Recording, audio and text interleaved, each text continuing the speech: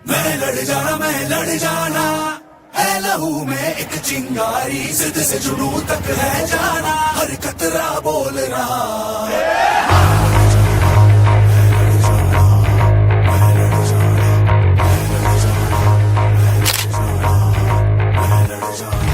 मैं लड़ जाना है लहू में एक चिंगारी, जिद से जुनू तक है जाना, हर कतरा बोल रहा।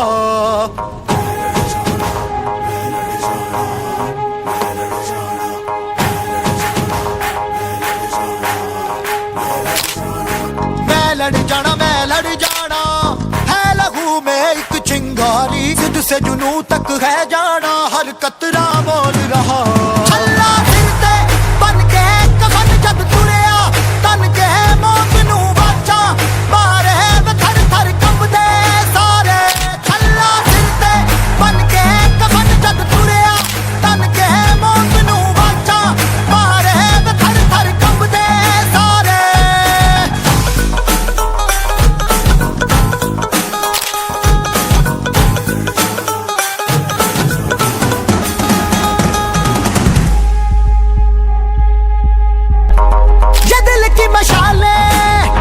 जोश से जला के जलती लपटों को हमने हाथों में है थाम लिया।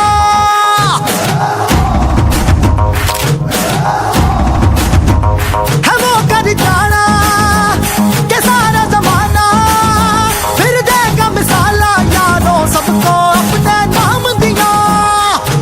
ओ मैं लड़ जाना है लहू में एक चिंगारी, जिद से जुनू तक है जाना, हर कतरा बोल रहा। अल्लाह जिंदे बन के कफन जब तुरिया, तन के मौत नू बाचा मारे थर थर कंबदे सारे। ओ छल्ला जिंदे बन के कफन जब तुरिया, तन के मौत नू बाचा मारे थर थर कंबदे सारे। मैं लड़ जाना जिद से जुनू तक है जाना। चलिए एक साथ, भारत माता की, भारत माता की, भारत माता की। सबसे पहला काम कीजिए कि आप लोग आराम से बैठ जाइए, क्योंकि जब तक आप कंफर्टेबल नहीं महसूस करेंगे तब तक समस्याएं रहेंगी। ठीक है। दूसरी चीज़, धूप बहुत तेज है, अपेक्षा से अधिक, लेकिन ज़रूरी है। अपनी बात हम यहीं से स्टार्ट करेंगे। ज़रूरी क्यों है? ठीक, क्योंकि अगर जीवन में कठिनाई नहीं होगी तो फिर आनंद नहीं मिलेगा। आपका संघर्ष ही आपके जीवन में हर्ष लाएगा। और ये मैं नहीं कह रहा हूँ, ये इतिहास गवाह है। यदि देश आपका पराधीन न होता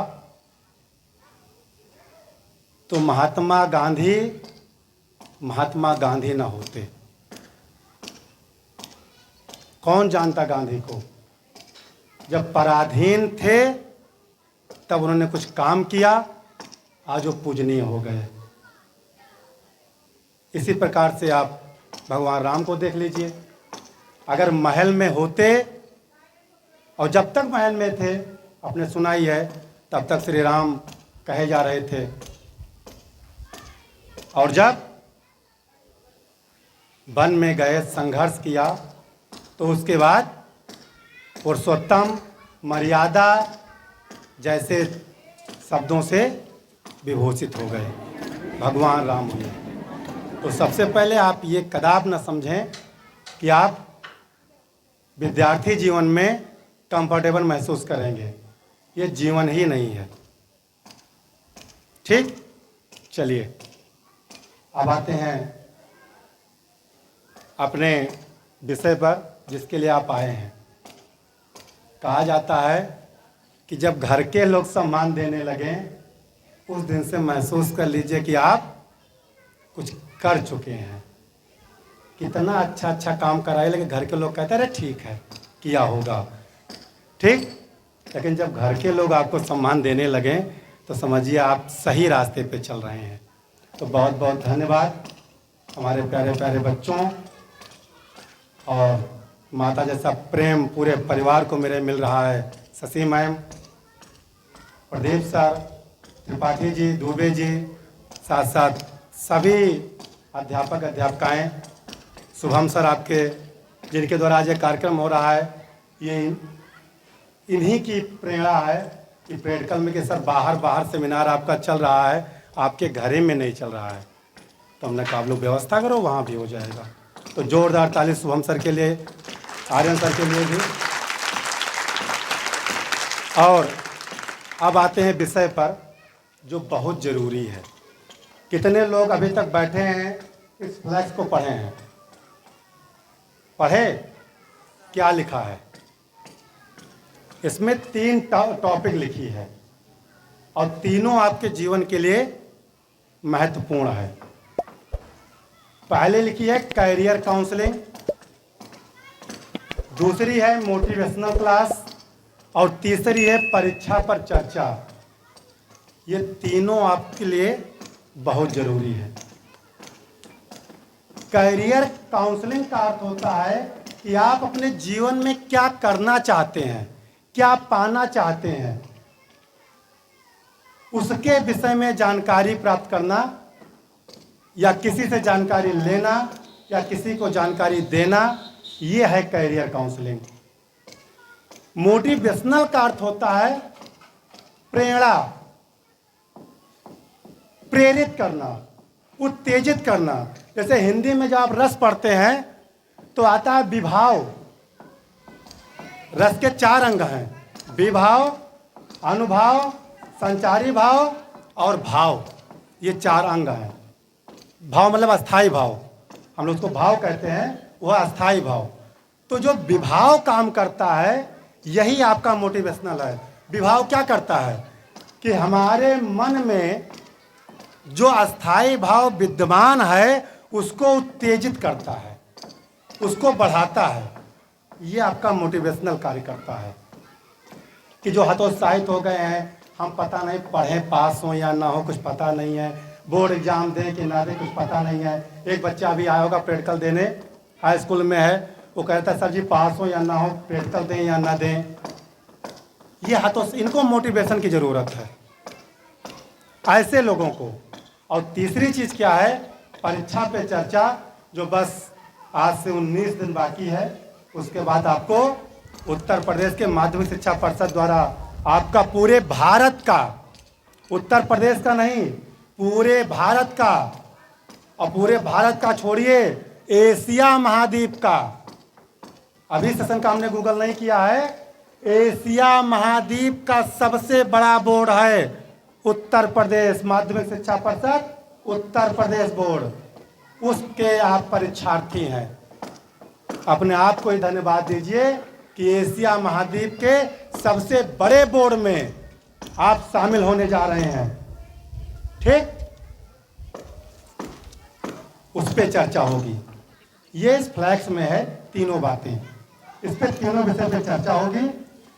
दूसरी चीज क्या है कि हमने कल भी बताया था कि आप लोग समय देंगे तो परीक्षा पे चर्चा से आपको इतना लाभ जरूर मिलेगा कि यदि आप आज के डेट में किसी सब्जेक्ट पे इतना कमांड किए हैं, नकल तो होती नहीं है, कि विदाउट नकल किसी के हेल्प के हम किसी सब्जेक्ट में 70% नंबर ला सकते हैं या 50% नंबर ला सकते हैं।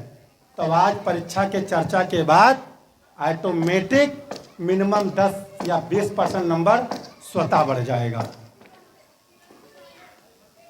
बिल्कुल बढ़ जाएगा। ये वादा है।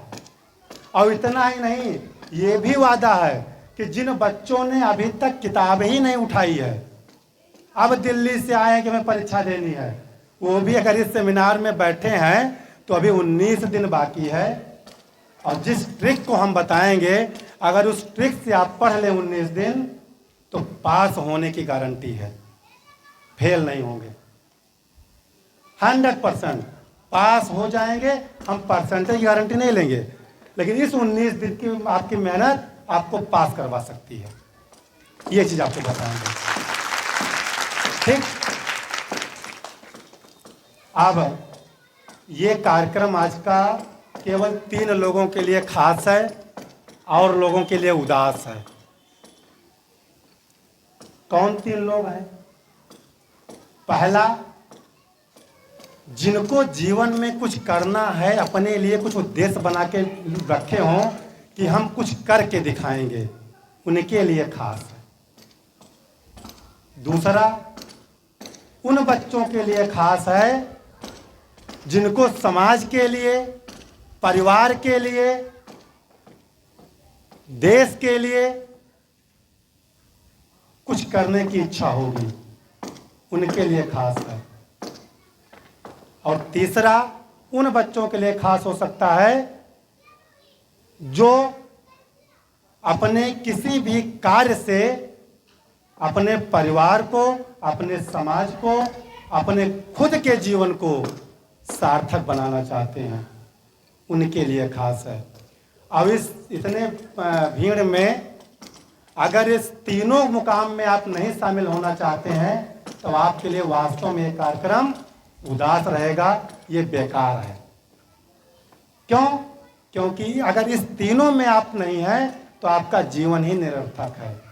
लिखा है हिंदी में, निर्देह माग्यम सुलभम सुदुर्लभम प्लवम सुकल्पम गुण कर्णधारम मयान कोलेन नभा सुतीर्थम पुमान सहात्मा। हिंदी में है, कक्षा 12-11 में है, किताब खोलो। निर्देह माग्यम सुलभम सुदुर्लभम। पहले तो मनुष्य का जन्म ही बड़ा दुर्लभ है, अब अगर वो मिल गया ना और उस पर गुरु की कृपा ना हो तो जीवन निरर्थक है। आप अपने माँ बाप के लिए एक बार जोरदार ताली बजाइए। इसलिए आज उनकी कृपा से आप इस सीट पे बैठे हो। अगर आप आज सोच लीजिए कि हम शौक कर लें, श्रृंगार कर लें, सुख ले लें, आनंद ले लें और पढ़ाई कर लें, संभव नहीं है। पढ़ाई के साथ तो सुख और श्रृंगार संभव ही नहीं है। ये नोट कर लीजिए। संस्कृत में बहुत पुराना श्लोक है, काक चेष्टा रखो ध्यानम स्वन निद्रा तथा ऊंचा। अल्पहारी गृह त्यागी विद्यार्थी पद लक्षण। ये सब विद्यार्थी लक्षण थे, सब चला गया, खत्म हो गया। ये जरूरत क्यों पड़ी? ये मोटिवेशनल स्पीच देने की जरूरत क्यों पड़ी? देखिए, मोटिवेशन 2 प्रकार का होता है, 2 प्रकार का। एक होता है कि हमने आपको मोटिवेशन दिया, आप गुब्बारा टाइप के फूल गए, उड़ गए, अरे गेट के बाहर निकले, अभी मैं ये कर दूंगा वो कर दूंगा, और हीलियम गैस निकल गई, गुब्बारा फिर कहाँ गिरा? जमीन पे आ गिरा। एक ये भी मोटिवेशन है, इसकी जरूरत नहीं है और ना मैं ऐसा मोटिवेटर बनना चाहता हूं। मोटिवेशन ऐसा आपको चाहिए जो आपको नित्य मिले।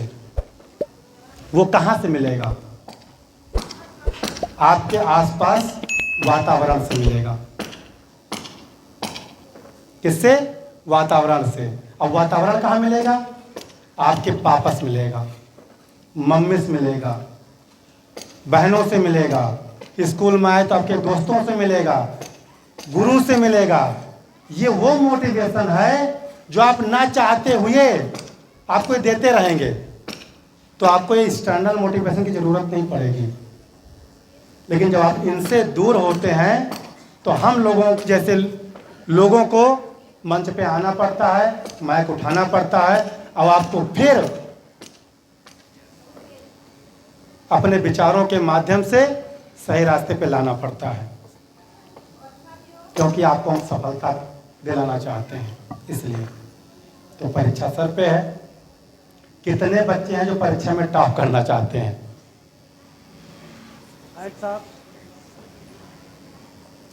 Hand up, hand up. Top की बात आई है, केवल एक लड़का। और कोई? एक? अच्छा, वो पीछे भी 2-3 हैं। चलिए, बहुत अच्छी बात। ठीक, कम से कम 200 की संख्या में तुम लोग बैठे हो। 200 में 4 या 5 लोग हैं जो टॉप करना चाहते हैं। ठीक, और कोई टॉप ही नहीं करना चाहता है। क्यों? अब देखिए, यही है। अब यही हमें जरूरत पड़ती है मोटिवेशन की। पहले खुद ही सोचिए, अरे हम कोई कर पाए या ना कर पाए, सोच तो बड़ी रहे हम टॉप करना चाहते हैं। नहीं होंगे तो बाद में पता चलेगा ना। हम पहले से क्यों मान लें कि हम नहीं टॉप कर पाएंगे? बोलो, हम पहले से क्यों मान लें कि हम नहीं टॉप कर पाएंगे? प्रयास तो करें कि नहीं करें? एक बार हम मोटरसाइकिल से गिर गए, ठीक, बहुत लोग मजा लिए कि मोटरसाइकिल से गिर गए। कौन नहीं गिरता है? हैं? ये गिरे, वो गिरे, हम सब गिरे। ये गिरे, वो गिरे, हम सब गिरे। मान गिरा, सम्मान गिरा। और क्या गिरा? आपके नादानी से आपका खानदान गिरा। मान गिरा, सम्मान गिरा, आपकी नादानी से आपका खानदान गिरा।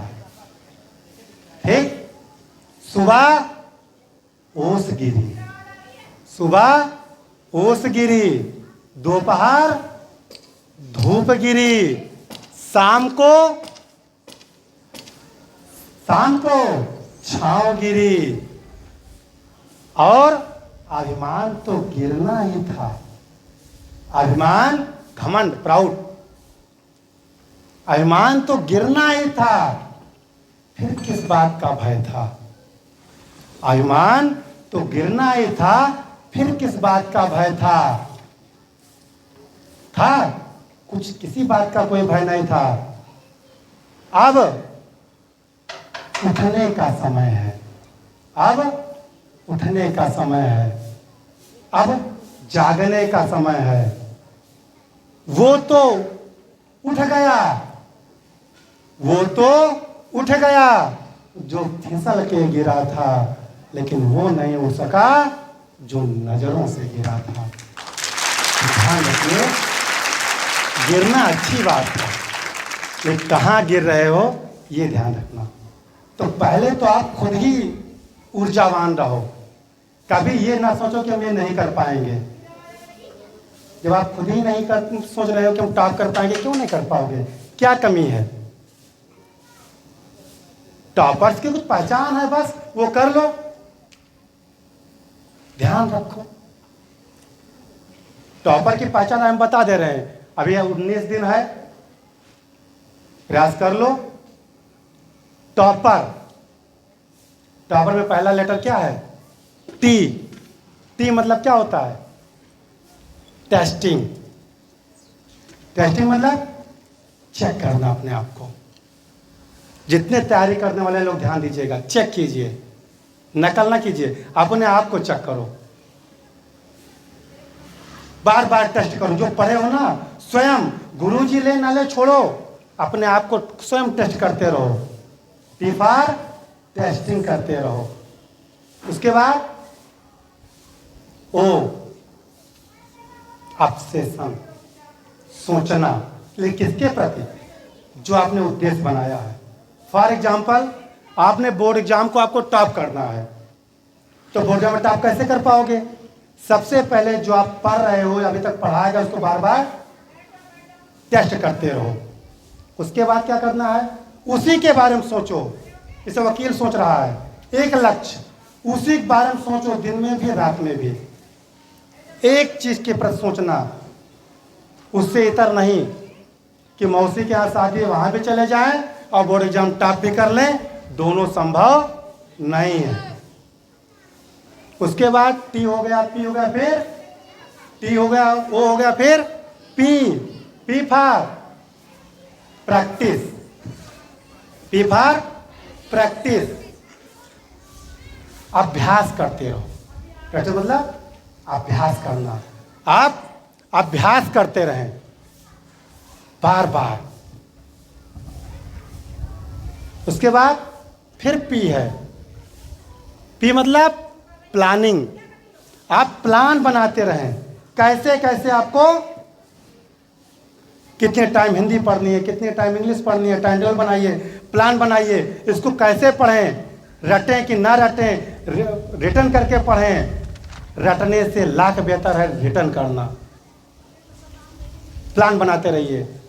उसके बाद ई मतलब शाबाश, लोग कुछ तो बोला। ई मतलब ईटिंग मतलब खाना। अब पता लगे आप टॉप का ख्वाब देख रहे हो और शाम को इतना भात खा के सो गए, आप कहाँ से टॉप कर पाओगे। अल्पाहारी लिखा है बहुत पहले से, अल्पाहारी थोड़ा खाना है। खाने विशेष ध्यान रखिए। हम कहा करते हैं कम खाइए स्वादिष्ट खाइए, कम पढ़िए सॉलिड पढ़िए,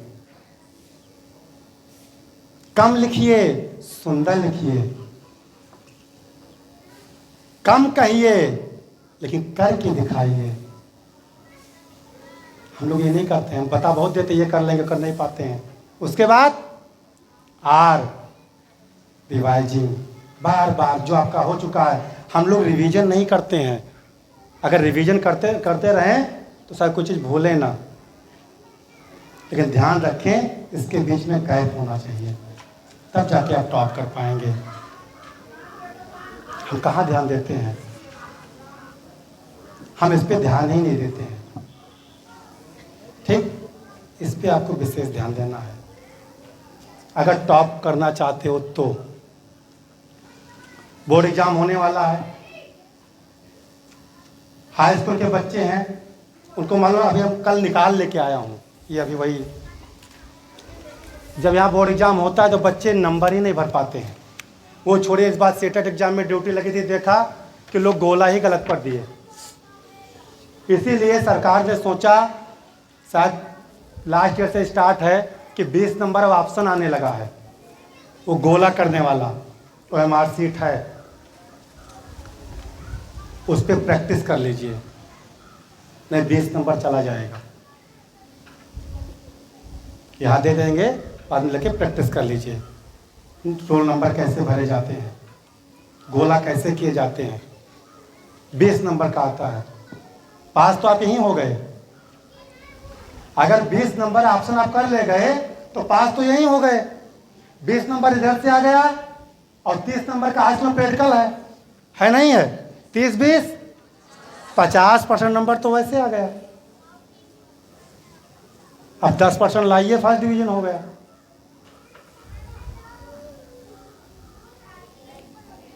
लिखने की शैली, अगर किसी चीज को, जैसे हम लोग क्या करते हैं, कमी कर देते हैं। राइटिंग बहुत विशेष महत्व रखती है। हम लोग जो परसेंटेज में कभी हम लोग भी अपने जीवन में फ्लॉप हुए हैं, तो राइटिंग की वजह से बहुत महत्व देती है। राइटिंग जरूर लिखिए, उससे 2 लाभ। लिखिए जरूर। पहली चीजें, अगर अपनी मेमोरी बढ़ाना चाहते हो तो लिखना स्टार्ट कर दीजिए। एग्जाम्पल दे दूं, लोग कहते हैं पढ़ते याद नहीं होता, इसी कारण है आप लोग रटने भरोसा करते हो। अभी जितनी बातें हम बता जा रहे हैं ना, इसको सब प्रैक्टिकली कर लेना, तब मेरी बात भरोसा करना। अभी आपसे बोल दिया जाए कि लिखो 1,76,735 गुणे 12,567, गुणा करके बताओ कितना हुआ, कोई बता पाएगा? 2 बार तो सोचोगे दिमाग लगा के कि डिजिट क्या बोली गई है। ठीक, क्योंकि आप कंसंट्रेट ही नहीं हो। और यही बात अभी कह दीजिए लिख के दिखाओ, तो जैसे लिखना शुरू करेंगे दिमाग स्वतः कंसंट्रेट हो जाएगा कि डिजिट क्या लिखनी है। तो जब कोई चीज आप लिखना शुरू करते हो तो दिमाग ऑटोमेटिक 50% कंसंट्रेट स्वयं हो जाता है, और जब लिखी जाती हैं कोई बातें तो बहुत लॉन्ग टाइम तक याद रहती हैं। हम लोग लिखने पर कम, रटने में ज़्यादा भरोसा देते हैं। याद रखिए, इससे हटिए और लिखने पर जोर दीजिए, हमेशा ध्यान रखिए। दूसरी चीज़, जब जिन बच्चों का बोर्ड एग्जाम है उनको खास बता दें कि बोर्ड एग्जाम में लिखावट आपके परीक्षा का बेस है। आप ऐसा नहीं कि आप पास होने के लिए बैठे हो, परसेंटेज का युग है। आप स्केच रखिए, पेन रखिए, स्केल रखिए, और जब लिखना हो बोर्ड एग्जाम में भी हेडिंग स्केच से डालिए। जब भी कोई चीज़ लिखिए जो उसकी महत्वपूर्ण चीज़ें हों, उसके बाद स्केच से या ब्लैक पेन से उसको क्या कीजिए, अंडरलाइन कर दीजिए। और ध्यान रखिए, नंबर कटते कहाँ हैं, नंबर कटते कहाँ हैं आपकी लिखावट पे। आपकी पहली लाइन, दूसरी लाइन आपकी अट्रैक्टिव होनी चाहिए, वहाँ आप लोग माइनस कर जाते हैं। ये मैं ऑन कैमरा बोल रहा हूँ। जब भी कॉपी चेक करने हम आप जाते हैं ना, गुरु भी जाते हैं, हम लोग जाते हैं, तो या कोई भी एग्जाम, मैथ को छोड़ करके कोई भी टीचर से बोर्ड की कॉपी चेक करता है, हाई स्कूल से लेकर के और पीएचडी तक, वो आपकी लिखावट को 2-3 लाइन पढ़ने के बाद वो समझ जाता है कि बच्चे ने कैसा लिखा है, कहाँ से लिखा है, और बच्चे का अस्तित्व कैसा है, उसके पास नॉलेज कैसा है। आपकी 2 लाइन बता देंगी कि ये विद्या क्वेश्चन बैंक से लिखी गई हैं, कि ये आंसर टेक्स्ट बुक से दिया गया है, या ये आंसर अध्यापक द्वारा लिखा गया व्याख्या जो हिंदी में इंग्लिश में हुआ होगा उसकी है। आपकी 2 लाइन से पता लगा लेता है। व्याख्या कभी भी गाइड से मत कीजिए। हम आप अध्यापक को बेवकूफ समझ लेते हैं। ये हमारी आपकी बहुत बड़ी हानि है।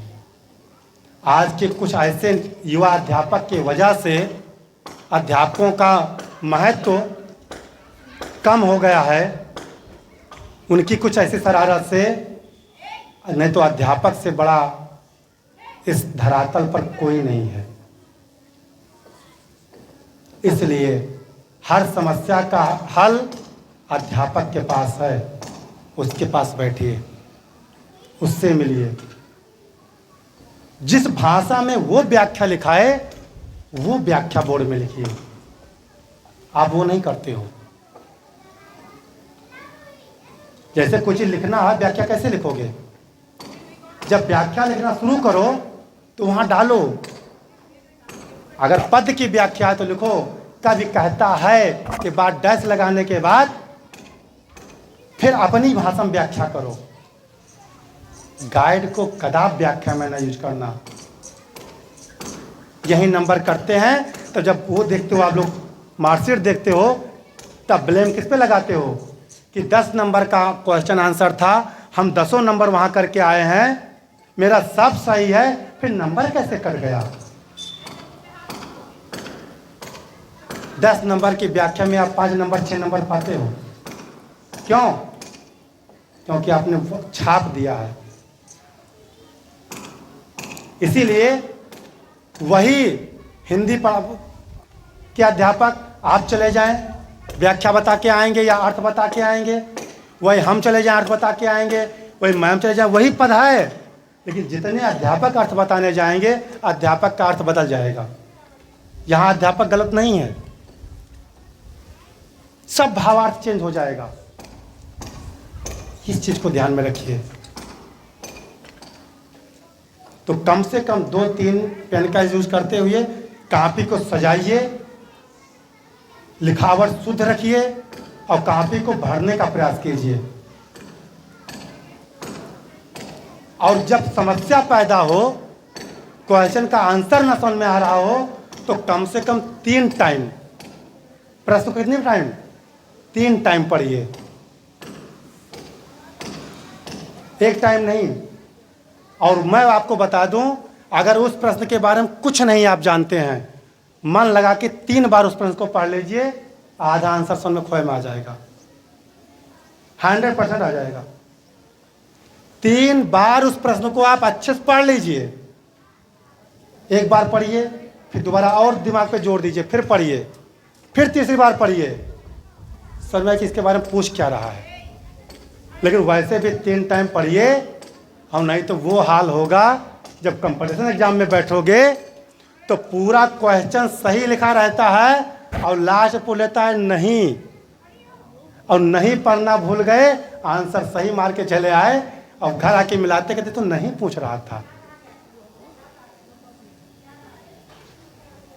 इसलिए प्रश्न को जरूर पढ़िए, 3 बार पढ़िए, तब समझ में आएगा करना क्या है।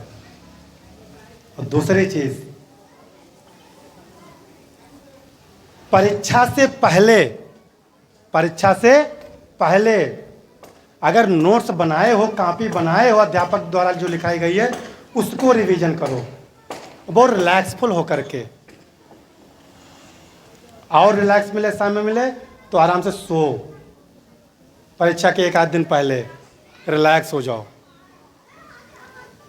और परीक्षा से प्रयास ये भी करो कि परीक्षा से 1 आध दिन पहले आप बाहर निकलना, आना जाना थोड़ा कम कर दो। ये सब डिस्ट्रैक्ट करती हैं चीज़ें। आप पढ़ रहे हो, सपोज दैट एग्जाम्पल मैं आपको बताऊँ, यहाँ पढ़ रहे हो घर पे बैठे, आप बाहर निकल गए, अब कोई किसी को गाली दे रहा है, सुन के आए, अब दिमाग डिस्टर्ब आधे घंटे, कहीं कोई दुर्घटना हो गई है, उसको देखा है, दिमाग आपका डिस्टर्ब है, क्या पढ़ पाओगे।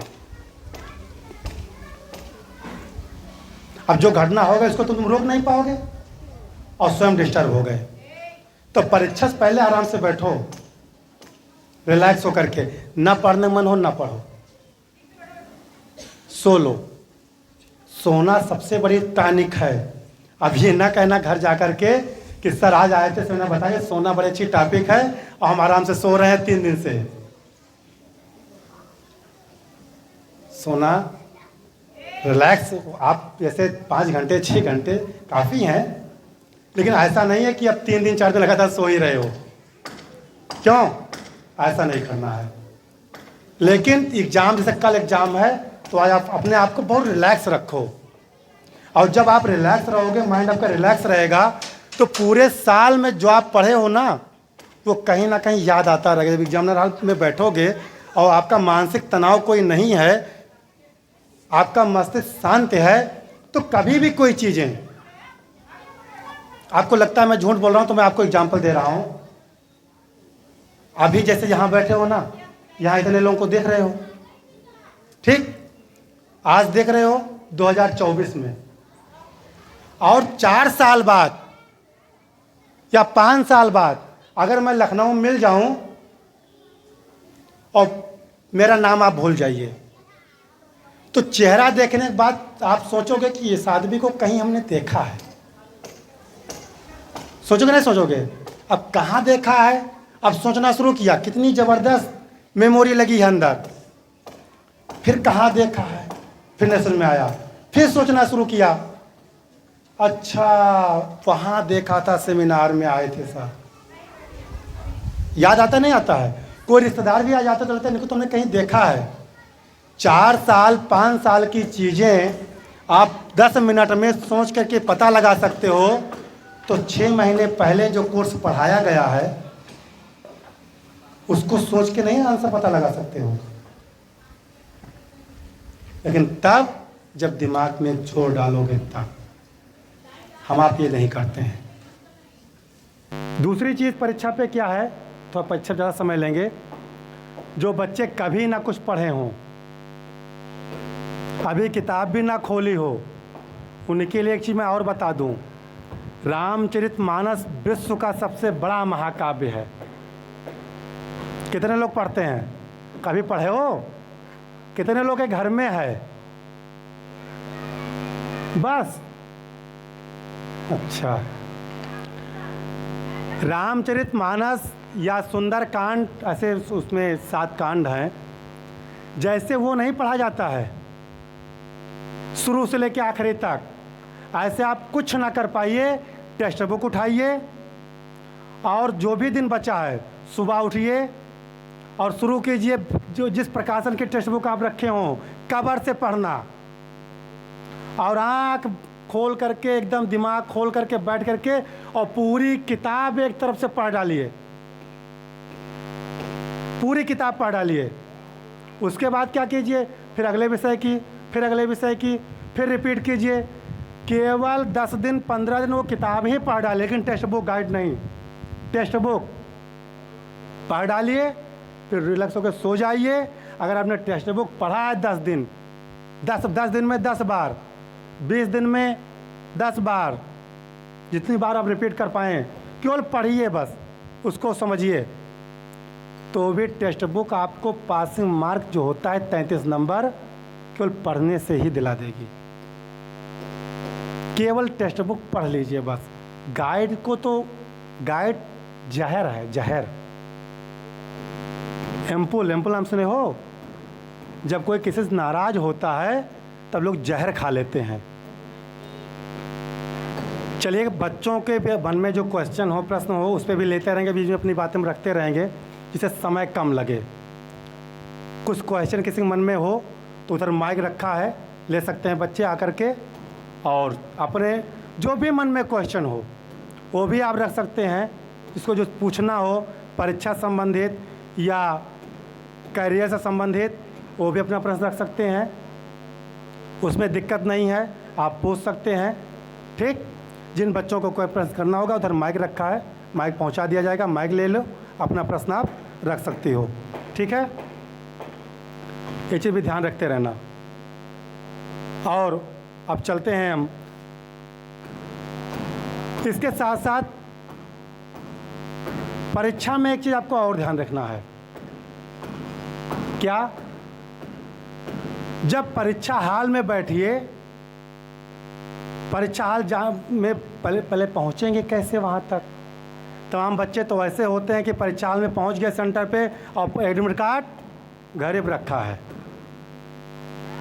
उसके एक दिन पहले आप पूरी व्यवस्था बनाइए, कैसे क्या करना है। एडमिट कार्ड, पेन, पेंसिल, रबड़, कटर, जो भी आपके चीज़ें हैं वो कंप्लीट रख लीजिए। और उसके बाद थोड़ा नेगेटिव व्यक्तियों से कुछ दिन दूर रहिए। जो नकारात्मक सोच रखते हों उनसे थोड़ा दूरी बना के रखिए, तब जीवन में आप सफल हो पाएंगे, एग्ज़ाम में आप सफल हो पाएंगे। क्योंकि अगर आप तैयारी भी कर रहे हैं, ये मिल जाएंगे, अरे क्या है यार, इतने दिन पढ़े हो, अभी आप पढ़ने से क्या होगा, चलो आज खेल आते हैं। तो ऐसे लोगों से थोड़ा बचने की ज़रूरत है आपको। ठीक है, उसके बाद बोर्ड की कॉपी में सबसे एक चीज़ और बता दें, कवर पेज है। पर साल जो बच्चे कक्षा 10 का पेपर दे के आए होंगे, कवर पेज नहीं भर पाते हैं वो।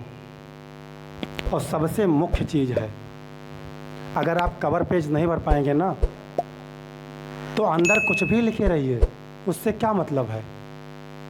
रोल नंबर गलत लिख देते हो, सेंटर गलत लिख देते हो, इस पे भी आपको ध्यान रखना है। कवर पेज ना जान पाइए, पूछ लीजिए। एग्जामिनेशन हॉल में आपके पास अध्यापक लगे रहते हैं, उनसे आप उस चीज़ को पूछ लीजिए कैसे क्या करना है। लेकिन ध्यान रखिए, जीवन का एक उद्देश्य ज़रूर बना लीजिए। ये परीक्षा कुछ बच्चों के लिए पहली परीक्षा है हाई स्कूल की, बहुत घबराहट होगी, डर होगा, अरे बाप क्या होगा। कुछ नहीं होता है। जैसे आप घर पे हैं, जैसे आप यहाँ एग्ज़ाम दे रहे हैं, ऐसे आपको वहाँ एग्ज़ाम देना है। कोई दिक्कत नहीं है। आराम से आप बैठें और पेपर दें, क्वेश्चन पढ़ें, आंसर लिखें, आराम से, उस पर दिक्कत नहीं होगी। एक चीज़ आपको और ध्यान देनी है, जब टेक्स्ट बुक पढ़िएगा तो टेक्स्ट बुक में क्या होता है, पैराग्राफ दिए होते हैं। देखा नहीं देखा? एक पैराग्राफ, 2 पैराग्राफ, और पैराग्राफ से पढ़ करके उसी से उसका आंसर निकालिएगा। ये भी निकालना सीख लीजिए।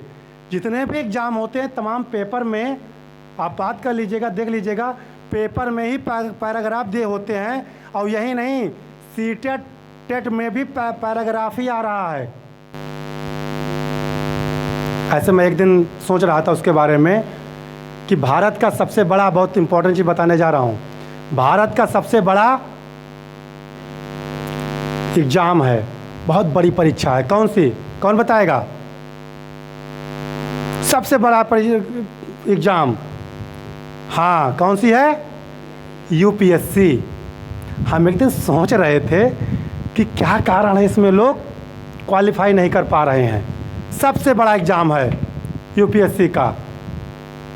सोचते सोचते बड़ी अच्छी उसमें चीज़ निकल के आई कि हम ये नहीं जान पा रहे हैं कि क्या मुझे नहीं पढ़ना है। और यही दिक्कतें यहाँ भी हो रही हैं। इसमें कोई बच्चा जाना चाह रहा है यूपीएससी में, यूपीएससी के एग्ज़ाम में? किसी है जाने की इच्छा है? बहुत बड़ा एग्ज़ाम है। अगर नहीं भी इच्छा है तो भी एक बार जाइए, एक बार उसकी तैयारी ज़रूर कीजिएगा। तैयारी करने से क्या होता है, यूपीएससी की आपके हाव भाव, आचार विचार सब बदल जाते हैं। देखिए कितनी आसान है यूपीएससी और कितनी कठिन है यूपीएससी। मैथ कितने लोग पढ़ते हैं?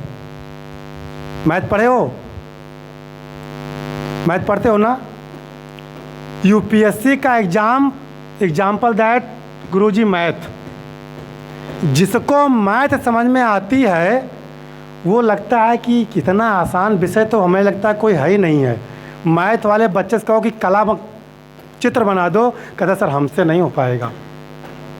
तमाम बच्चे मैथ छोड़ करके कला छोड़ करके संस्कृत ले रहे हैं या और विषय ले रहे हैं, कैसे हम कला नहीं बना पाते हैं। और बहुत बच्चों के लिए कला आसान है। तो यूपीएससी एग्ज़ाम क्या है? मैथ जैसा है। जो समझ गया उसके लिए बहुत आसान है, और जो नहीं समझ पाया उसके लिए बहुत कठिन है। यूपीएससी में 3 स्टेप होता है। पहला क्या है? प्री, दूसरा मेंस, और तीसरा इंटरव्यू। जिनको जाना होगा ध्यान से सुनिएगा। Pre, mains, interview. देखिए अगर देखा जाए तो कितना छोटी चीज़ है। प्री में केवल 2 पेपर होता है, एक जीएस का होता है और एक सीसैट होता है। ठीक, जीएस का 100 क्वेश्चन होता है। कितना? 100 प्रश्न होते हैं जीएस के, और 100 प्रश्न में एक प्रश्न 2 नंबर के। और सीसैट में 80 प्रश्न। कितने प्रश्न? 80 प्रश्न, और एक प्रश्न 2.5 नंबर के।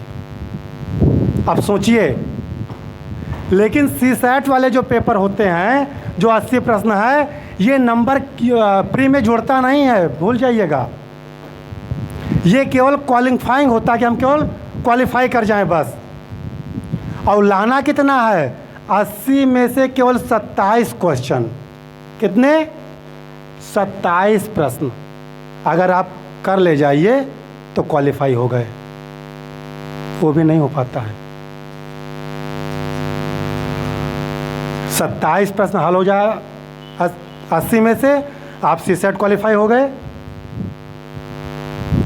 और 100 नंबर का जीएस है, उसमें तो आप 50 कर लोगे तो 100 हो जाएगा। 70 क्वेश्चन हल कर लोगे तो 140 नंबर मिल गया, पास हो गए। लेकिन हम क्या करते हैं, आज के बच्चे क्या करते हैं, जो फ्लॉप हो रहे हैं, वो जो 100 नंबर का 100 प्रश्न जीएस का है उसी पे फोर्स कर रहे हैं, उसी को पढ़ रहे हैं। ये 80 क्वेश्चन पे जोर नहीं दे रहे हैं, और यही समस्या आ रही है। अगर हम 80 पे भी जोर दे दें तो 27 क्वेश्चन तो निकल ही जाएगा। ऐसे मेंस का है, मेंस में एक पेपर होता है एसए का, कितने एसए का 250 नंबर का, कितने का 250 नंबर का। और 4 पेपर होते हैं जीएस के, GS1 GS2 GS3 GS4, सब 250 नंबर का होता है। लेकिन एक जो GS1 होगा उसमें केवल GS नहीं होगा, इतिहास, मध्यकालीन इतिहास, ऐसे मिला के तमाम सब्जेक्ट बना के GS1 बनाता है। लेकिन जो GS4 होता है वो क्या होता है, एथिक्स होता है। केवल GS4 का एथिक्स पढ़ ले और इससे 250 नंबर का लिखना शुरू कर दे तो 500 नंबर हो गया, आराम से में से निकल जाए। और लोग जोर कहाँ दे रहे हैं, और पेपर में। यही हाल तुम्हारे यहाँ है। हम बच्चे किताब लेके परेशान है लांग क्वेश्चन पे, जहाँ से नंबर उठ सकता है। कहाँ से, 2-2 नंबर के। हिंदी पढ़ते हो ना, रस अलंकार है आज किताब उठा के देख लीजिएगा। अब 2-2 नंबर के आते हैं, रस छंद अलंकार। ऐसे ऊपर दिया है कि वहीं से ला सब चंद्रमुखी परसे पद मंजुल कंज तिहारे, किन भली रघुनायक जो करुणा कर कानन कोपक धारे। ये इतना लिख दिया पेपर में, और नीचे ऑप्शन दिया है कि इसमें कौन सा रस है। 4 विकल्प दे दिया, केवल टिक मार करके आप 2 नंबर ले आए। कहते सर जी कहाँ से पढ़ें, किताब खोलो तब तो समझ में आए हैं। किताब खोलो, ध्यान रखो कहाँ से हमारा स्कोर बढ़ सकता है। ग्रामर पोर्शन 40 नंबर का आता है,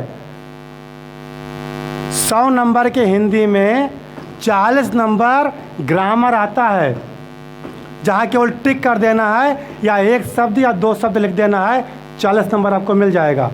कैसे नंबर नहीं बढ़ेगा। आप लगे हुए हैं उसी व्याख्या में, लांग इतिहास में, नहीं पूरा हो पाएगा। ये चीज़ ध्यान में रखिए, ठीक। तो परीक्षा बहुत कठिन नहीं है, हम आप कठिन बना के रखे हैं, ठीक है। कुछ बच्चों को क्वेश्चन था, उधर मैंने कहा था माइक तरफ चले आए, आ जाओ उधर माइक ले लो। जिसके पास क्वेश्चन हो, चूँकि माइक वायरलेस नहीं है इसलिए उसके पास चले आएंगे, ठीक। चलिए, बहुत बहुत धन्यवाद, जोरदार ताली से बच्चे के लिए। सबसे पहले, जिंदगी ही एक प्रश्न है, और जिसके जीवन में प्रश्न नहीं है उसकी जिंदगी शून्य है। प्रश्न अपने आप से भी कीजिए, अपने सामने वाले से भी कीजिए। जो बच्चा क्लास में खूब प्रश्न करता होगा वो बच्चा खूब पढ़ता होगा, दिखावट वाले नहीं, क्योंकि जब पढ़ोगे तभी प्रश्न उठेगा। तमाम बच्चे आते होंगे। इस बच्चे के साथ प्रश्न ये था, मैं रिपीट कर दूं। ये लड़का इंडियन पब्लिक इंटर कॉलेज का एग्रीकल्चर का स्टूडेंट है, और एग्रीकल्चर के बारे में स्कोप क्या है, और SHO एक पोस्ट होती है उसकी शायद तैयारी करना चाहता है, उसके बारे में पूछ रहा था शायद। आई थिंक क्वेश्चन यही था। देखिए, कंफ्यूज ना होइएगा, ये SHO की 2 पोस्ट होती है, ठीक।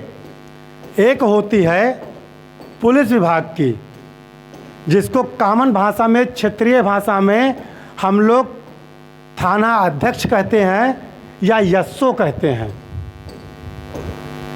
जो हर एक जो थाना बनाया जाता है उसका जो अध्यक्ष होता है, मुखिया, उसको भी हम लोग SHO भी कहते हैं, जिसको हम लोग शॉर्ट ट्रिक में SO बोल देते हैं कि SO साहब आए हैं। लेकिन एक एग्रीकल्चर डिपार्टमेंट की भी होती है, ठीक। इसके लिए जो अभी इसने पूछा कि मिनिमम एजुकेशन क्या है, कहाँ तक हम पढ़ें कि फॉर्म डाल सकें, तो इसकी मिनिमम एजुकेशन जो है BSc AG है। क्या है? BSc AG है। और अभी आप इंटर में हैं उसका बीएससी कीजिए। बीएससी करने के बाद आप एलिजिबल हो जाएंगे इस पोस्ट के लिए। आप आगे चाहेंगे तो आप एमएससी भी कर सकते हैं। इसको कई क्षेत्रों में है, लेकिन पहले इसी क्षेत्र में आपको बता दें।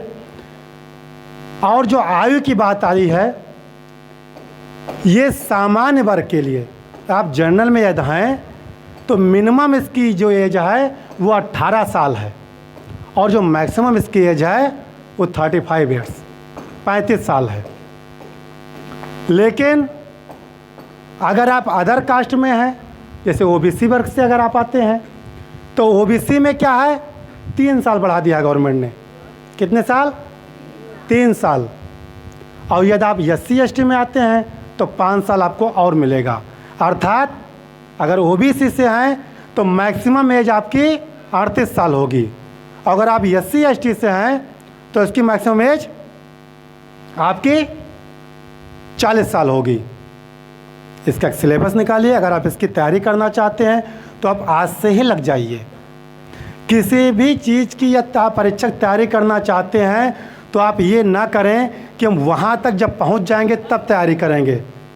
आप ये ध्यान में रखें कि आप उसके लिए थोड़ी थोड़ी करके तैयारी अभी से स्टार्ट कर दीजिए। इसका जो सिलेबस है, इसकी 15 नंबर बेटा हिंदी आती है। जो सामान्य हिंदी होता है ये 15 नंबर आपका आएगा। 25 नंबर अगर आप यूपी से बिलोंग करते हैं तो यूपी स्पेशल जो कहा जाता है, स्पेशल का मतलब यह है कि यूपी से ही रिलेटिव क्वेश्चन आपको पूछे जाएंगे। एग्रीकल्चर डिपार्टमेंट्स के में यूपी के बारे में क्या क्या है, आपको 25 नंबर वहाँ से आपको मिलेगा। ठीक है। और 60 नंबर, 60 प्रश्न आपके 60 नंबर का जो होगा वो आपको एग्रीकल्चर में जो आपने पढ़ा है आपका सब्जेक्टिव होगा, जो आपने एजी किया है, जो बीएससी एजी किया है, या शुरू से लेके जहाँ तक आप अभी तक बीएससी तक किए हो उससे रिलेटिव, मतलब एग्रीकल्चर से रिलेटिव 60 प्रश्न आपसे पूछे जाएंगे 60 नंबर का। तो उस पर जोर दीजिए और उसके बाद ये फॉर्म फिल कीजिए, तैयारी कीजिए। ये सोचाएगा कि आप इंडियन का नाम रोशन करें, अपने गुरुओं का नाम रोशन करें और इस पोस्ट पे पहुंच करके अपने माँ बाप का भी नाम रोशन करें। बहुत बहुत धन्यवाद। और किसी के पास कोई प्रश्न? वहीं से बोल दो, वहीं से बोल दो, हम रिपीट कर देंगे। आ जाओ जल्दी, आ जाओ जल्दी, आ जाओ, समय कम है। जोरदार ताली। माइक है, माइक ले लो। सर मेरा नाम अभिन यादव है।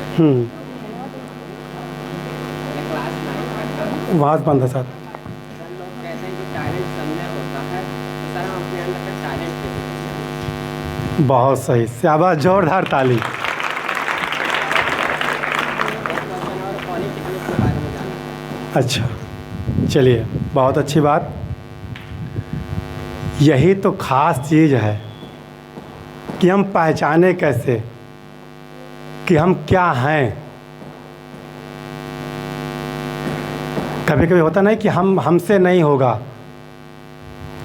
तो टैलेंट पहचानने के लिए कोई अभी ऐसी मशीन नहीं आई है कि लगा दिया जाए और बता दे कि इतना टैलेंट आपके अंदर है। कोई परीक्षण या टेस्टिंग मशीन नहीं आई है। इसको परखने का 2 तरीका है। क्या? पहला चीज़ है कि आप ये तय कीजिए कि किस क्षेत्र में टैलेंट आप कहाँ दिखाना चाहते हैं।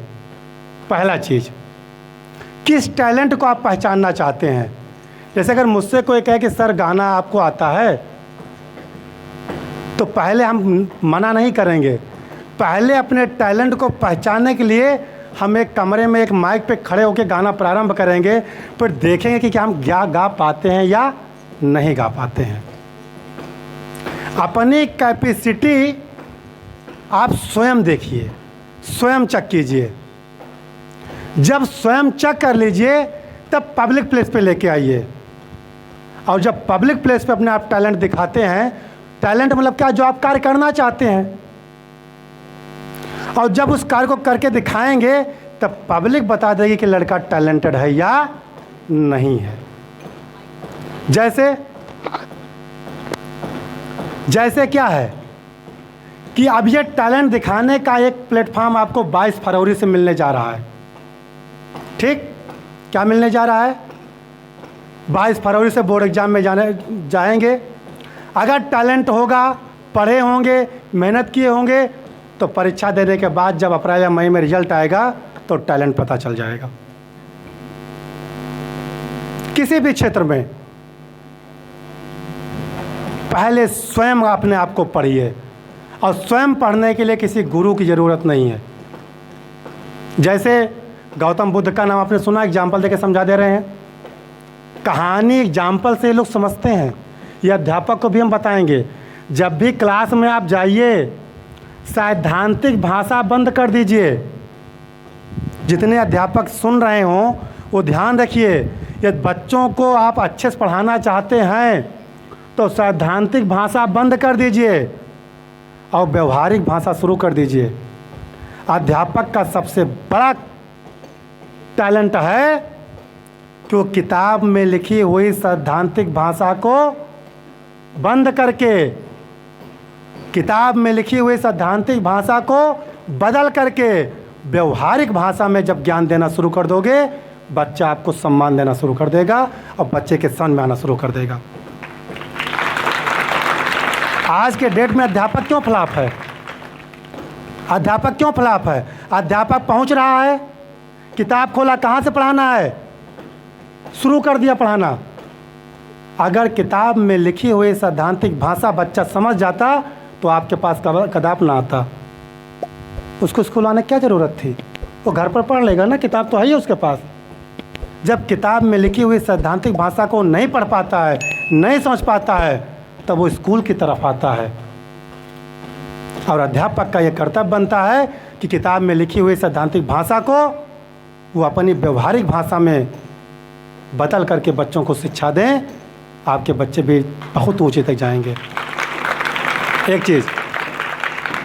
दूसरी चीज़, पॉलिटेक्निक की बात है। पॉलिटेक्निक बेटा हाई स्कूल के बाद होता है। हाई स्कूल के बाद आप पॉलिटेक्निक कर सकते हैं। हाई स्कूल के बाद आप ITI भी कर सकते हैं। पॉलिटेक्निक एक डिप्लोमा है, ITI एक डिप्लोमा है। जैसे सीधी पढ़ाई के बाद BEd एक डिप्लोमा है, BTC एक डिप्लोमा है। ये सब चीज़ें आपको किसी क्षेत्र में सर्विस दिलाने के लिए होती हैं कि आप पॉलिटेक्निक करके जाएंगे तो यहाँ सर्विस पा जाएंगे, ITI करके जाएंगे तो यहाँ सर्विस पा जाएंगे, BEd करके आए हैं तो 9 से 12 में टीचर बन जाएंगे, BTC करके आए हैं तो आप प्राइमरी में टीचर बन जाएंगे। ये डिप्लोमा है। एक तरीके की ट्रेनिंग होती है, पहली ट्रेनिंग होती है आपको उस विभाग में जाने की, तो वहाँ से के बाद वहाँ जा सकते हैं, तैयारी कर सकते हैं। और लेकिन पॉलिटेक्निक कभी कभी बच्चे गलती भी करते, आपको बता दूं, यदि आप पॉलिटेक्निक में नाम लिखाते हैं तब आप किसी भी संस्था में संस्थागत छात्र के रूप में एडमिशन मत लीजिएगा। कुछ बच्चे अपना साथ छुपा करके उधर पॉलिटेक्निक कर रहे हैं, फिर अपना जाकर किसी इंटर कॉलेज में 11th में एडमिशन ले लेते हैं। जिस दिन ये बात ओपन होगी उस दिन आप 420 के तहत आपके ऊपर मुकदमा दर्ज हो जाएगा। इसलिए आप एक टाइम पे एक डिग्री लीजिएगा। ठीक, बहुत बहुत धन्यवाद। और कोई बोलो।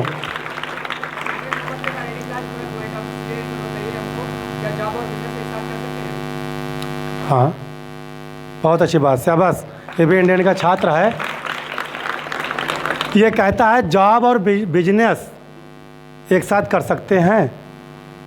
इस धरातल पर ऐसा कोई कार्य नहीं है जो तुम कर ही नहीं सकते हो। All work you can do it.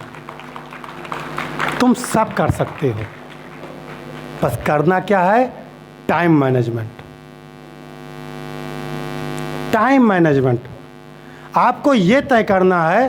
जैसे जॉब की बात, आई थिंक मेरे विचार से गवर्नमेंट जॉब की बात कर रहे होंगे कि यदि हम गवर्नमेंट जॉब में हैं तो हम क्या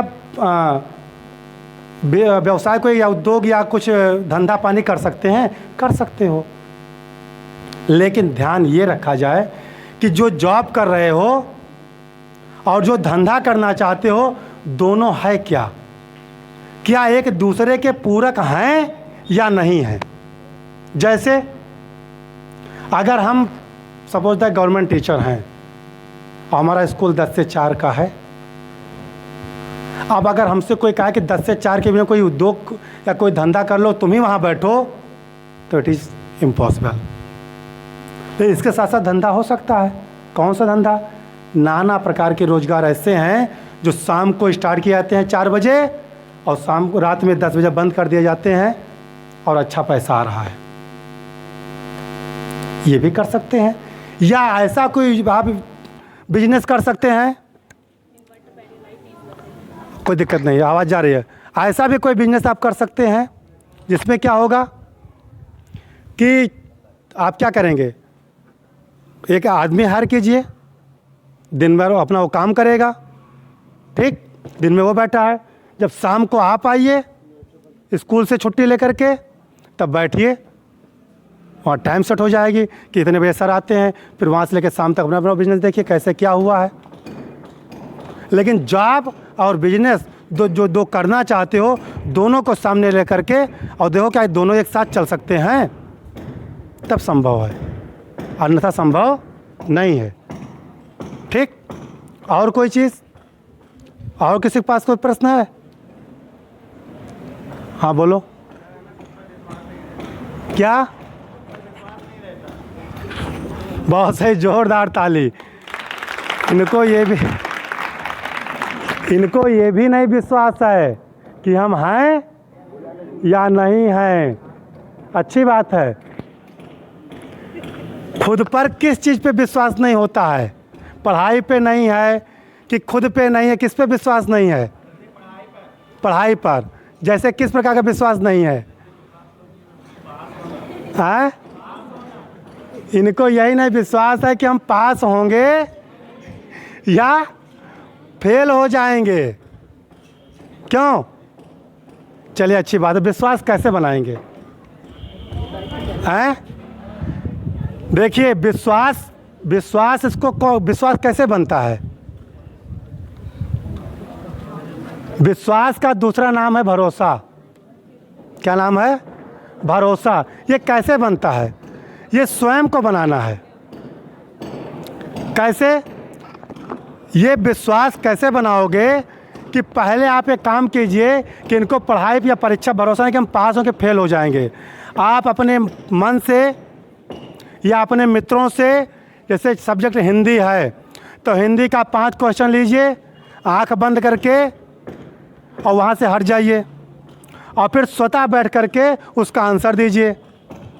अगर आंसर दे ले जाते हैं तो पता चल जाएगा कि आप पास हो गए कि नहीं हो पाया, आप फिर से तैयारी कीजिए, फिर अगला ये 1 सप्ताह तैयारी कर लीजिए, फिर अगला 5 क्वेश्चन लीजिए, फिर आप बैठिए, नहीं हो, फिर भी नहीं हो पाया, आप खुद पढ़ें, खुद टेस्ट करें। और जब होता क्या है, ये यूपीएससी का जो भी हमने बताया था उसमें भी ये चीज़ें हैं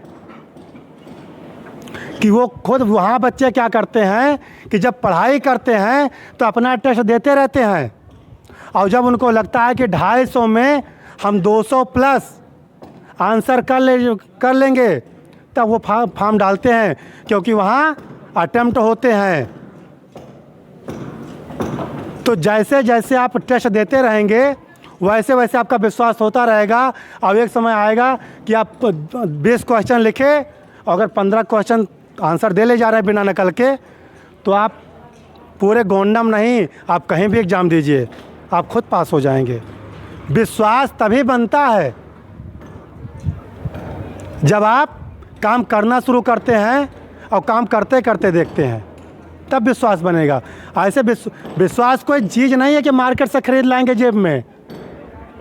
ठीक है, विश्वास आप पढ़िए और खुद का टेस्ट करते रहिए। जैसे एक मिनट साइकिल चला लेते हो और मोटरसाइकिल चला लेते हो, कैसे विश्वास हुआ कि हम मोटरसाइकिल चला लेके परस्पर जाएंगे, लड़ेंगे नहीं? ये कौन बताएगा? है विश्वास? हैं? कब हुआ? जब जान गए कि हम पैडल मारना जानते हैं, साइकिल पर बैठना जानते हैं, हैंडल संभालना जानते हैं, तब ये अंदर विश्वास आया कि जब कर लेते हैं। या थोड़ी दूर चला के देखा पहले आपने कैंची जानते हो? पहले आपने कैंची चलाया होगा, फिर डंडा चलाया होगा, फिर गद्दी चलाई होगी, पहले 1 किलोमीटर गए होंगे, फिर 2 किलोमीटर गए होंगे, फिर धीरे धीरे विश्वास बढ़ा और अब विश्वास होगा कि हम साइकिल से परसपुर से गोंडा जा सकते हैं। ये विश्वास कौन दिलाया? आप स्वयं दिलाए कि कोई और बताया है? तो आप स्वयं काम करेंगे और जैसे जैसे काम करते जाएंगे विश्वास स्वयं हो जाता है। ठीक, और कोई? ये बताइए, खुद का बिजनेस करने में फायदा है कि दूसरों की नौकरी करने में फायदा है? ये तो बहुत ज़बरदस्त क्वेश्चन है। एक बार जोरदार ताली के लिए। देखिए, ये हमारे युवा साथी भी बैठे हैं, इनको भी हम बता दें, ये भी तैयारी कर रहे होंगे। और बहुत बड़ी बात बताने जा रहा हूँ। भारत जैसे विशाल देश में 3.75 कितने 3.75 3.75% लोग गवर्नमेंट जॉब में हैं। कितने परसेंट सोचो? 96.25 लोग प्राइवेट जॉब में हैं या बिजनेस कर रहे हैं या खेती कर रहे हैं। सोचो, इतने बड़े देश में 5% लोग गवर्नमेंट जॉब में नहीं है कि हैं? नहीं है। तो क्या वो फ्लॉप हैं? ऐसा नहीं है कि गवर्नमेंट जॉब बेकार है, ऐसा नहीं है कि जॉब बेकार है, ऐसा नहीं कि बिजनेस बेकार है। लेकिन कोई मुझसे पूछे, अब ये इसका अर्थ ना निकालना कि सर को नौकरी मिली नहीं है इसलिए कह रहे हैं कि नौकरी बेकार है। ठीक है, लेकिन हमारे हिसाब से बिजनेस नौकरी से लाख बेहतर है। मैं एग्जांपल दे रहा हूँ। मैं कोई भी बात यहाँ मतलब इस तरह नहीं कह के जाऊँगा कि थ्योरिकल बोल के जा रहा हूँ। आप प्रैक्टिकल करके देख लीजिएगा, एग्जाम्पल देख के प्रैक्टिकल के देख लीजिएगा। जैसे क्या, अगर तुम्हें जॉब दिला दी जाए, गवर्नमेंट जॉब, ठीक, आप मैडम जी अगर गवर्नमेंट जॉब इनको दिला दिया जाए और आज से वेतन आपका 50,000 रुपये हो, ठीक, और आप 50,000 से प्राइमरी में मास्टर बन गए और होते करते जब तक आप रिटायर हुए 60 साल का हुआ, आप हुए रिटायर हो गए और आपका वेतन मान लिया 1 लाख हो गया। मैं उदाहरण दे रहा हूँ, 1 लाख हो गया, कहिए हाँ। और उसके बाद में आप रिटायर हो गए और आपका लड़का बड़ा हुआ, उसके बाद लड़का भी गवर्नमेंट जॉब पा जाए, तो कहाँ से स्टार्ट करेगा? तो कहाँ से स्टार्ट करेगा? 50,000 से फिर स्टार्ट करेगा। जहाँ से आपने स्टार्ट किया था अपना काम, आपका लड़का भी वहीं से स्टार्ट कर रहा है। 1%, 1 रुपये आप एक्स्ट्रा उसको बढ़ा के नहीं दे सकते हैं। लेकिन यदि आप बिजनेस में हैं और मान लिया आपके पापा ने आपको 50,000 दिया है कि जाओ बेटा तुम बिजनेस कर लो, 50,000 से आपने कोई बिजनेस शुरू किया और जब तक 60 साल आप पूरा हुए, मतलब 30 साल में आपने बिजनेस स्टार्ट किया अपने उम्र में, और जब आप 60 साल के हुए तब बिजनेस आप 30 साल कर चुके हैं और मेहनत ईमानदारी से आपने 30 साल बिजनेस किया है। और अगर बिजनेस आपका 10 लाख रुपए का हो गया मिनिमम, तो लड़का आपका कहाँ से स्टार्ट करेगा? 10 लाख 1 रुपये से। उसकी स्टार्टिंग क्या हुई? 10 लाख से हुई। और गवर्नमेंट जॉब वाले बेटे लड़के की स्टार्टिंग वहीं से जहाँ से वो स्टार्ट किए थे। एग्जाम्पल 1। एग्जाम्पल नंबर 2, आज जिस कैंपस में बैठे हो इसकी 5 संस्थाएं चल रही हैं, ठीक। हालांकि आपके मैनेजर साहब एक गवर्नमेंट सेक्टर में हैं, लेकिन जब वो विद्यालय खोले थे तब प्राइवेट में ही थे। आज 5 संस्था मिला के करीब 150-200 लोग काम कर रहे हैं, ठीक। तो स्टार्ट किया था तब 1 संस्था थी, आज 5 है। आज इनके लड़के जब बैठेंगे तो उनको 5 संस्था दे रहे हैं, इतनी प्रॉपर्टी दे रहे हैं। अब वो यहाँ से स्टार्ट करेगा, वो 5 संस्था के आगे स्टार्ट करेगा। अब वो 6 ले जाए, 7 ले जाए, 8 ले जाए, मान लिया आप मेहनत करके वो 5 को 10 संस्था बना दिया, तब वो अपने लड़के को क्या देगा? 10 संस्था देगा। अगर गवर्नमेंट सेक्टर में होते, आज उनका 1.5 लाख वेतन होता, रिटायर हो गए, ठीक, और उनका लड़का आज गवर्नमेंट सेक्टर में चला जाए तो कहाँ से स्टार्ट करेगा? वो फिर वहीं से स्टार्ट करेगा, मूल वेतन से जो सरकार देगी। अगर पिताजी नहीं भी रिटायर हुए तो वो पा रहे हैं 1.5 लाख, उनके पिताजी पा रहे हैं 1.5 लाख, और लड़का शुरुआत कहाँ से कर रहा है? 50,000 से। तो हम ये नहीं कहते हैं बिजनेस से बेहतर हमारे संबंध में जीवन में कुछ नहीं है। और बता दूं, बिजनेस करने वाला व्यक्ति खुले आसमान के नीचे है। वो जितना चाहे उतना पैर फैला सकता है, जितना चाहे उतना पैसा कमा सकता है, जहाँ चाहे वहाँ जा सकता है, लेकिन नौकरी करने वाला व्यक्ति, उसकी सीमा बंधी होती है, उसकी एक लिमिट होती है। एक इंटरव्यू में विकास दिव्यकीर्ति को आप जान रहे होंगे, डिस्ट्रिक्ट IAS चल रही है दिल्ली में, उनसे भी ये पूछा गया था कि आपने IAS की नौकरी के लिए आप परेशान हैं लोग, आप IAS की नौकरी पाने के बाद इस्तीफा क्यों दे दिए? उनका आंसर यही था कि हमें ऐसा लगा कि मेरा जीवन ख़त्म हो गया, मुझे बांध दिया गया एक डिस्ट्रिक्ट संभाल करके, हम वहीं कन्फ्यूज हैं, हम ना बाहर जा पा रहे हैं, ना कुछ समाज के लिए कर पा रहे हैं। एक हमें सीमा में लेके बांध दिया गया। तो नौकरी में आप एक सीमित होते हैं, और उद्योग में, बिजनेस में आप कहीं भी जा सकते हैं, कितने दूर तक अपने बिजनेस को फैला सकते हैं, कोई रोक टोक नहीं है। ठीक, कोई दिक्कत और कुछ बात? नाम बड़ा होता है या काम बड़ा होता है? अब ये तुम्हारे ऊपर है। देखिए, नाम कौन कहता है नाम बड़ा है? हमारे से नहीं होता है, बिल्कुल नहीं होता है। एक आंसर में क्यों नहीं होता? या आई थिंक मेरा विचार हो सकता है, लोग कहते हैं नाम बड़ा होता है, नाम नहीं। आंसर ये है कि बाप बड़ा होता है कि बेटा बड़ा होता है? बाप बड़ा होता है। बाप से बेटा है, ना कि बेटे से बाप है। काम से नाम है, ना कि नाम से। आपका काम जैसा होगा, आपका नाम वैसा होगा। आप नाम पे फोकस ना कीजिए, आप काम पे फोकस कीजिए। आपका काम आपका नाम बढ़ा देगा। ठीक है, और कोई बात? My name is Rambabu Gautam, IIT class 12। My topic sir question है, पहला क्वेश्चन है पढ़ाई में मन नहीं लगता है, दूसरा क्वेश्चन है परीक्षा में अधिक अंक कैसे प्राप्त करें। सिट डाउन, बहुत अच्छा, ताली तो बजाओ बच्चे के लिए। बच्चे एक क्वेश्चन नहीं पूछ रहे हैं, ये 2-2 साथ ही पूछ रहा है। क्यों? लेकिन दोनों क्वेश्चन अच्छा है। इनका पढ़ाई में मन नहीं लगता है। अच्छा, मन किस में लगता है? किस में लगता है? हैं?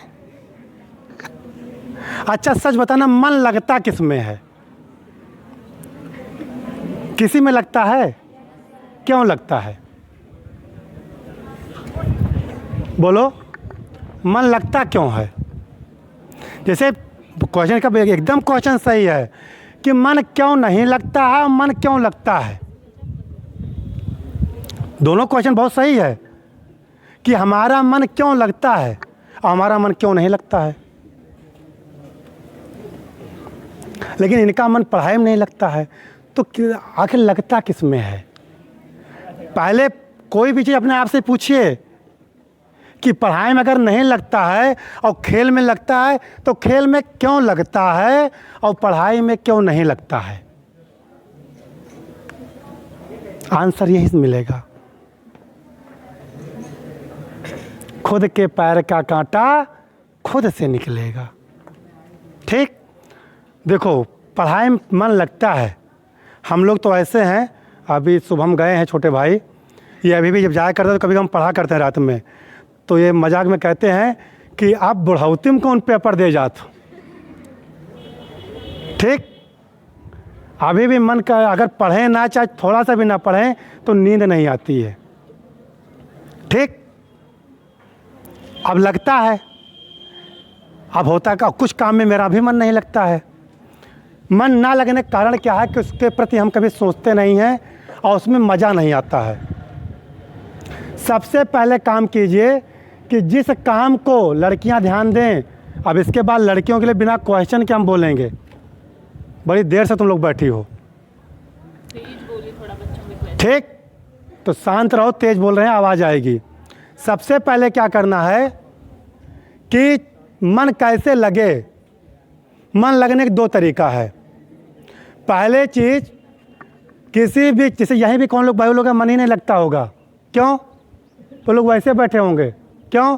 क्योंकि उनको इस सेमिनार से कोई मतलब नहीं है, क्योंकि उनको जीवन में कुछ करना नहीं है, मन नहीं लगेगा। कल से पढ़ाई में मन लग जाएगा। लो मैं आज बता दूं, कल से लगेगा, डेफिनेट चैलेंज है। अभी मैं बता दूं कि इस किताब को पढ़ लो और कल 500 रुपये मिलेगा। केवल किताब को पढ़कर मुझे सुना दो, 500 मिल जाएगा। कितने बच्चों जिनको किताब को पढ़ने में मन नहीं लगेगा? ये किताब पढ़ने में मन नहीं लग रहा है, वो 500 रुपया जो मिल रहा है वो मन लगा रहा है। ठीक, तुरंत लगेगा। हमें पहले ये पता करना है कि मन कैसे लगे। हर उस बच्चे का पढ़ाई में मन लग रहा होगा जिसको पढ़ के कुछ करना है। पढ़ाई में मन उसकी सिर्फ उसी बच्चे को नहीं लगेगा जिनको पढ़ाई से डिग्री लेनी है। किसी प्रकार से पापा कह रहे हैं या मम्मी कह रही हैं या किसी प्रकार से पढ़ लेते कि लगन बीत न जात। हाँ, किसी प्रकार से अबकी वाली लगन न बीत जाए। बहुत घर वाले लगे हुए हैं कि बोर्ड परीक्षा से पहले तिलक चढ़वा ली और बोर्ड परीक्षा के बाद शादी कह ली कि परीक्षा परिणाम रिजल्ट आवे से पहले। और कुछ ऐसी भी घटना सामने आई है कि परीक्षा के बाद तो शादी के तय हो गई परीक्षा पहले, और परीक्षा के बाद तिलक चढ़ी और रिजल्ट के बाद शादी होनी थी, शादी कैंसिल हो गई है। अब समझ लो परीक्षा परिणाम कैसा आया होगा कि शादी टूट गई।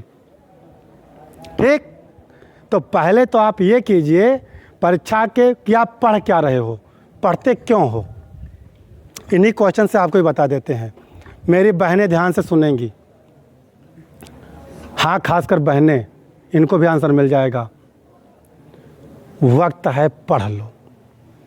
पढ़ाई मन कल से लग जाएगा अगर समझोगी तो, नहीं वो दुर्दशा होगी ना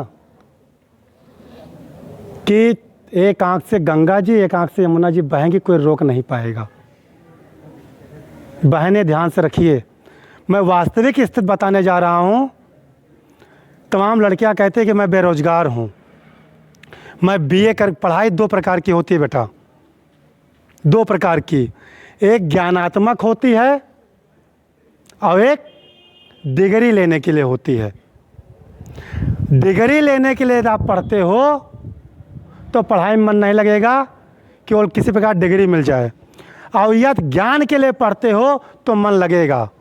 लेकिन मैं हाथ जोड़ के निवेदन करता हूँ कि ज्ञान के लिए पढ़िए। मैं आज बता दूं कि ये कपड़ा आपको सम्मान नहीं दिलाएगा, ये वुडलैंड का जूता सम्मान नहीं दिलाएगा, ये रेड चिप का स्लीपर सम्मान नहीं दिलाएगा। अगर कोई सम्मान दिलाएगा तो ये पढ़ाई सम्मान दिलाएगी। मेरी बहनें, तुम ढंग से पढ़ लो और एक सब्जेक्ट पे, केवल एक सब्जेक्ट पे स्कूल चल रहा है, हम लोग देख रहे हैं, चला रहे हैं। लड़कियां बीएससी करके आ रही हैं, लड़के एमएससी करके आ रहे हैं, एमए करके आ रही हैं, एक एप्लीकेशन नहीं लिख पा रही हैं और ऐसे लेके सीवी लेकर के सर किसी प्रकार से अपने यहाँ लगा रहे थे, मेरी शादी हो गई है, मेरे पति ऐसे मिल गए हैं, मेरे बच्चे भूखे मर रहे हैं। जब उनको देखता हूँ ना तब कष्ट होता है, कष्ट होता है। क्यों कष्ट होता है? कि जब आपके माँ बाप ने आपको पैसे दिए थे कि आप पढ़ लो, तो आपने पढ़ाई पे जोर नहीं दिया था। आपने किस पे जोर दिया था? डिग्री लेने पे। आपने अपनी ज़िंदगी के साथ मस्ती किया था। आज एमए करने के बाद, बीएससी करने के बाद, एमएससी करने के बाद आप जगह जगह सीवी लगा रहे हो कि सर किसी प्रकार से 2000 रुपये लगा लीजिए, सर किसी प्रकार से 3000 रुपये लगा लीजिए। अरे शर्म करो, धिक्कार है तुम्हारे जीवन पे। लड़के भी ध्यान रखें, धिक्कार है तुम्हारे जीवन पे कि एमए करने के बाद अगर तुम कक्षा 5 तक, क्लास 5 तक ट्यूशन पढ़ाने की क्षमता रखते हो, सीबीएसई बोर्ड के बच्चों की, केवल ट्यूशन पढ़ाने की। गोंडा में हम लोग रह रहे हैं, ट्यूटर नहीं मिल रहे हैं मैडम जी। ट्यूटर, ट्यूटर मतलब समझ रहे हो ना, होम ट्यूटर जो घर पे पढ़ाने आते हैं। एक बच्चे का 2000 रुपये है आज के डेट में गोंडा में ट्यूटर का। कितना? 2000 1 घंटे का। क्यों भीख मांग रहे हो जगह जगह सीवी लगा के? 1 घंटे का 2000 रुपये। अगर 5 बच्चे आप सुबह पढ़ाओ ट्यूशन और 5 बच्चे शाम को, 10 बच्चे हो गए। 10 दूना 20। केवल 2 घंटे सुबह मेहनत करो, 2 घंटे शाम को, दिन भर अपना परिवार चलाओ और 20,000 रुपये आपको मिल रहा है टैलेंट? अपने आप से बात करो कि एमए करने के बाद तुम 5 तक बच्चों को नहीं पढ़ा पा रही हो। क्या पढ़ाई की हो? तुमने अपने माँ बाप के साथ धोखा नहीं दिया है, तुमने अपने ज़िंदगी के साथ धोखा दिया है। ऐसे ही लड़के लड़कियां आज भटक रहे हैं। अभी कल रात में भी सीवी आई है, यमकाम है लड़का। कल जेपी में बैठा था, वहीं आई थी। हम कह रहे हैं अभी बेटा 2 महीने रुको, नया सदन स्टार्ट होगा तो आपको रख लेंगे। क्यों भटक रहे हो भाई? जिस कॉलोनी में रहते हो उससे बातचीत करो, भैया कि हम एमएससी किए, हम आपके बच्चे को ट्यूशन पढ़ाना चाहते हैं और लाइए हम पहले 10 दिन फ्री पढ़ाएंगे, हम 15 दिन फ्री पढ़ाएंगे। अगर आपका बच्चा कहता है कि नहीं सर बहुत अच्छा पढ़ाते हैं, तब पैसा दीजिएगा। है टैलेंट? करो अपने आप से बात। तुम एमए करके आई हो, तुम एमएससी करके आए हो, तुम बीएससी करके आए हो, बीएड करके बैठे हो, क्लास 5 तक पढ़ा नहीं पा रहे हो, क्लास 8 तक बच्चों को ट्यूशन नहीं पढ़ा पा रहे हो। है क्षमता पढ़ाने की? रुपया ऐसे लाइन पे पड़ा है, रोड पे पड़ा है, उठा लो पैसा।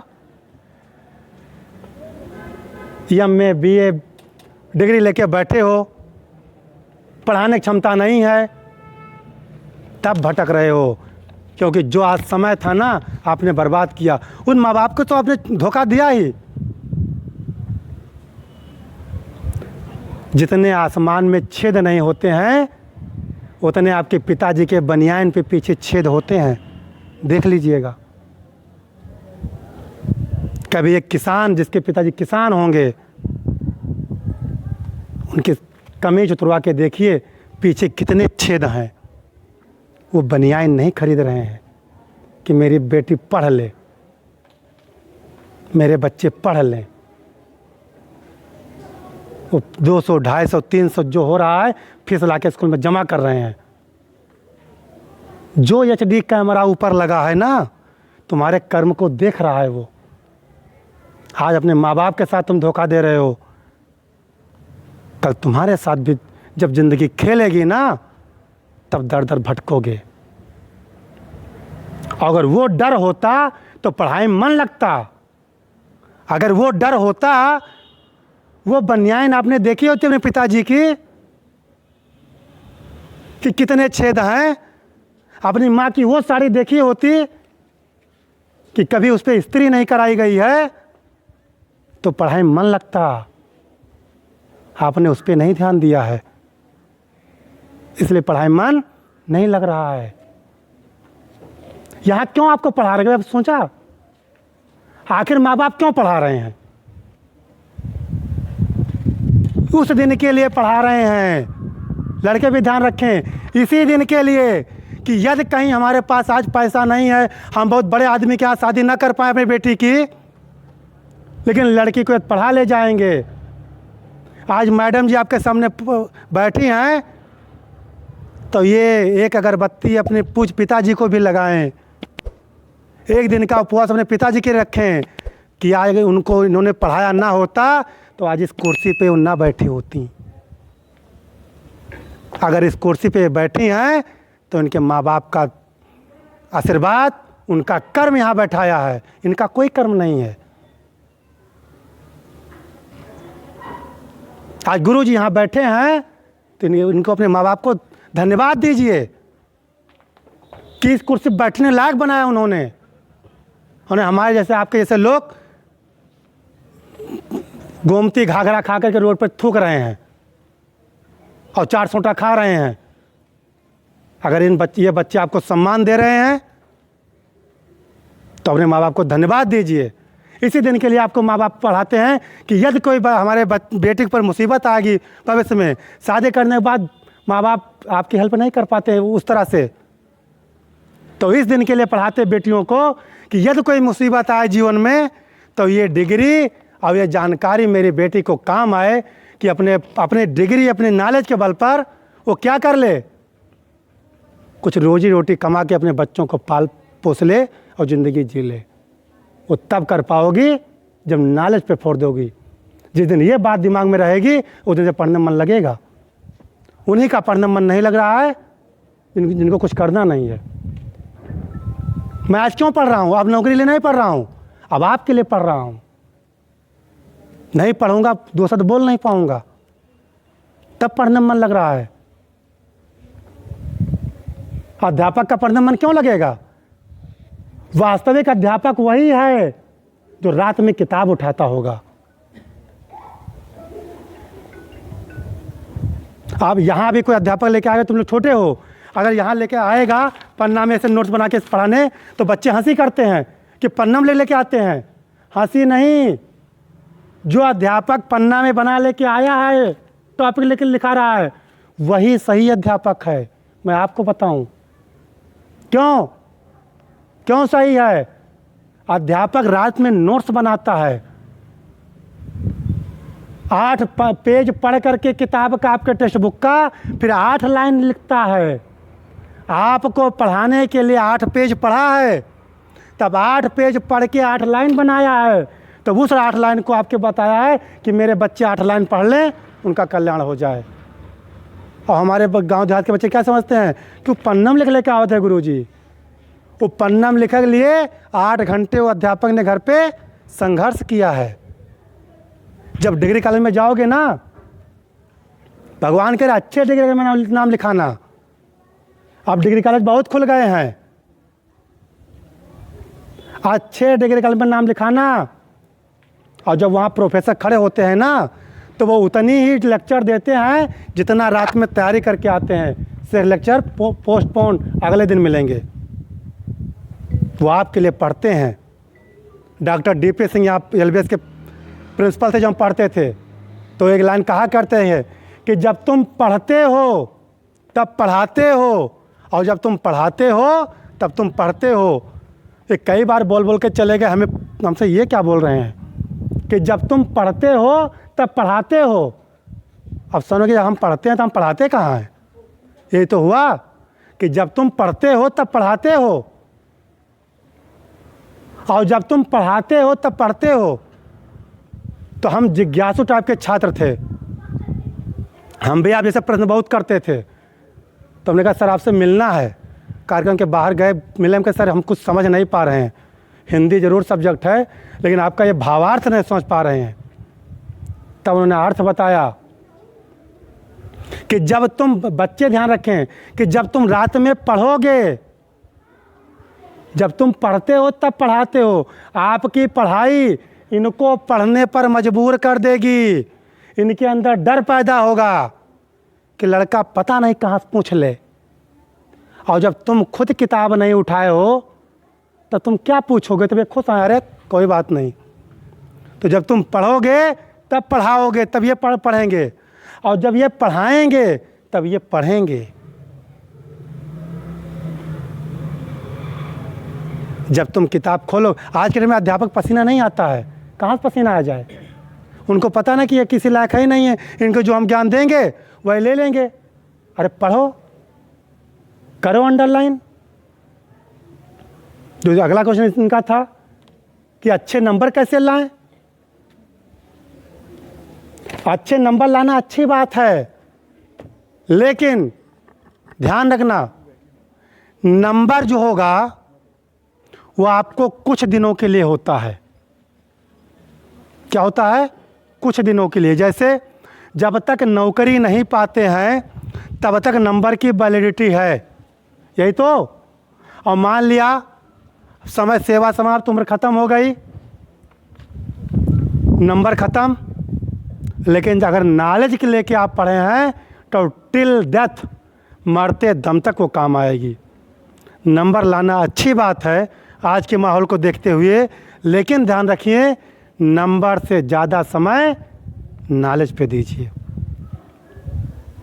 नंबर पे कम नॉलेज पे ध्यान दीजिए।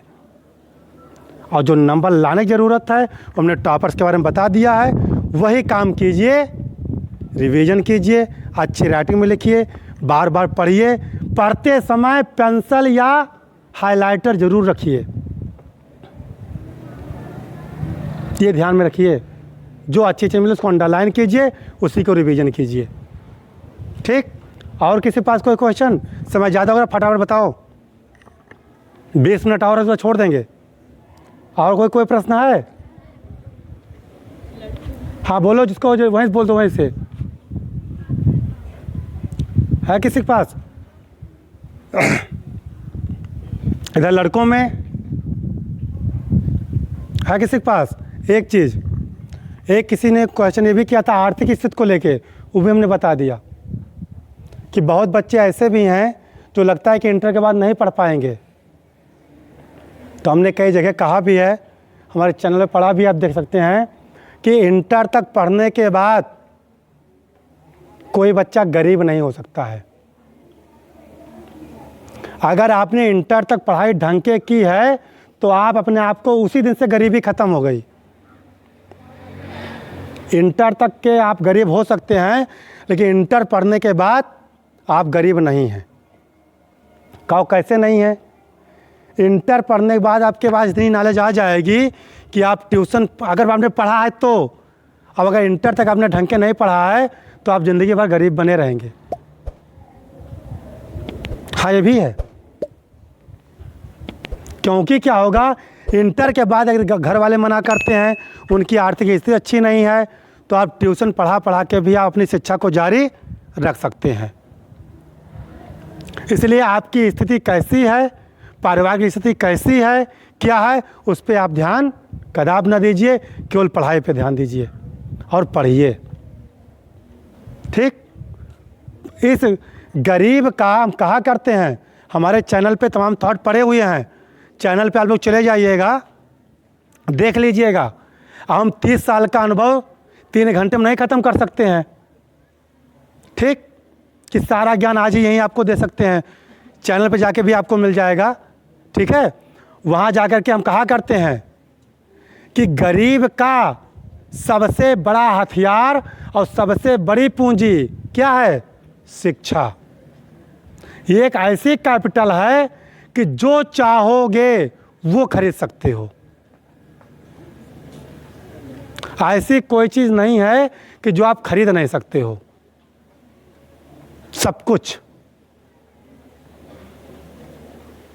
ये पूंजी अगर आपने बना लिया ना तो जीवन में आप फ्लॉप नहीं रहोगे, ये नोट कर लीजिए। तो हम यही कहेंगे आप लोगों से, सबसे पहले कि अभी तक अगर आपने कोई टारगेट नहीं बनाया है तो आप टारगेट बना लीजिए, अभी भी वक्त है। प्रयास कीजिए, एक विषय का बेटा, ये सबसे बड़ी पूंजी आपको दे के जा रहा हूँ, एक विषय जिसमें आपका मन लगता हो, हिंदी है, इंग्लिश है, मैथ है, साइंस है, पढ़िए सब। लेकिन किसी एक विषय पर कमांड बना लीजिए, ठीक। और वही एक विषय को आप इतने डीप न ले लीजिए, उससे आपका दो रास्ता खुलेगा। एक, उससे अगर कहीं नौकरी नहीं पाए तो उसके बल पर आप 20 रुपये का डस्टर और 200 रुपये का वो आता है वाइट बोर्ड और 20 रुपये का मार्कर ले करके आप क्या कीजिए, खड़े हो जाइए। कहीं भी आप आराम से ट्यूशन पढ़ा पढ़ के कोचिंग खोल करके अपने जीविका आप चला ले जाएंगे। और अगर कुछ नहीं कर पाएंगे तो ऐसे एग्ज़ाम है जहाँ एक पैसा कहीं ना घुस लगता है ना कुछ डिप्लोमा ज़रूरत है। अगर एक विषय आपका स्ट्रांग है, नॉलेज है, तो सीधी पढ़ाई पढ़िए। आप बीटीसी नहीं कर सकते हैं, मत कीजिए। आप बीएड नहीं कर सकते हैं, मत कीजिए। पैसा नहीं है, इसमें पैसा लगता है, 1 लाख 2 लाख लगता है, मत कीजिए। आप कोई डिप्लोमा नहीं, मत लीजिए। आप हिंदी से हैं, हिंदी आप डीप नॉलेज लेते रहिए। डीप नॉलेज पढ़ते पढ़ते पढ़ते पढ़ते पढ़ते पढ़ते बीए कीजिए, फिर एमए कीजिए। एमए करने के बाद सीधे पीजीटी खुल गई आपके लिए, और पीजीटी के लिए जाइए। और उसके बाद हाँ, इस साल अनिवार्य कर दिया है वहाँ, इस साल बीएड अनिवार्य कर दिया है, और शायद टेट भी ला रही है आगे, हो सकता है। सरकार बदलते रूल बदलते रहते हैं। और सीधे एक विषय का अगर आपका कमांड है, साइंस है या फिजिक्स है, केमिस्ट्री है, मैथ है, सीधे पीजीटी खुल रही है।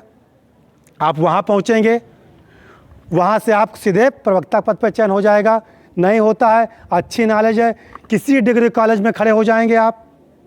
एक चीज़ आपको और बता दूँ, इतने डिग्री कॉलेज हो गए हैं ना कि अगर गवर्नमेंट सेक्टर में नहीं भी जा पाए तो 2-3 घंटे का लेक्चर डिग्री कॉलेज में अगर आप देते हैं तो 10-15 हज़ार रुपये आपको मिल रहा है, ठीक। आप भूगोल के प्रवक्ता हैं, जाकर डिग्री में दे आइए, 1-2 घंटे का लेक्चर दीजिए, वहाँ 4 पैसा कमाएंगे, कोचिंग से 4 पैसा कमा सकते हैं। मतलब आप बेरोजगार नहीं घूमेंगे, ये हमारा वादा है आपसे। बेरोजगार वही घूमेगा, गरीब वही रहेगा, परेशान वही रहेगा जिसने पढ़ाई पे ध्यान नहीं दिया है, ठीक है। तो हम धीरे से हम ये बात, अगर कोई और प्रश्न हो तो ठीक है, नहीं तो फिर धीरे से इस कार्यक्रम को अब समापन की तरफ ले जाते हैं एक तरीके से। हाँ, क्या नीट का प्रसार, नीट करना है आपको?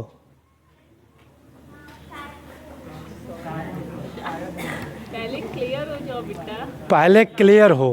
देखो, सबसे पहला काम ये करो, एक शायद किसी काम में शायद ना लगाओ, वहीं आप फ्लॉप होते रहेंगे,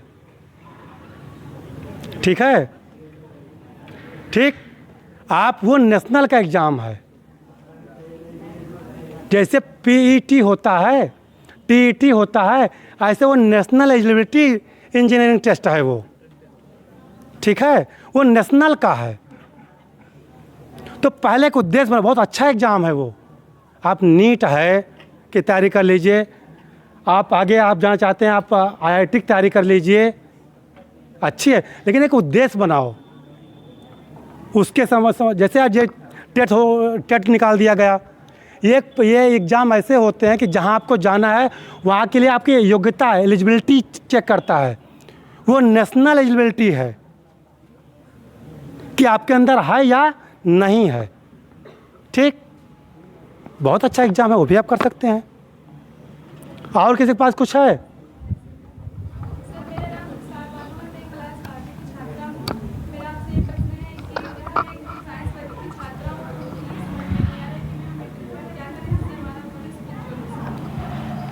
बहुत बढ़िया, शाबाश, बैठ जाओ।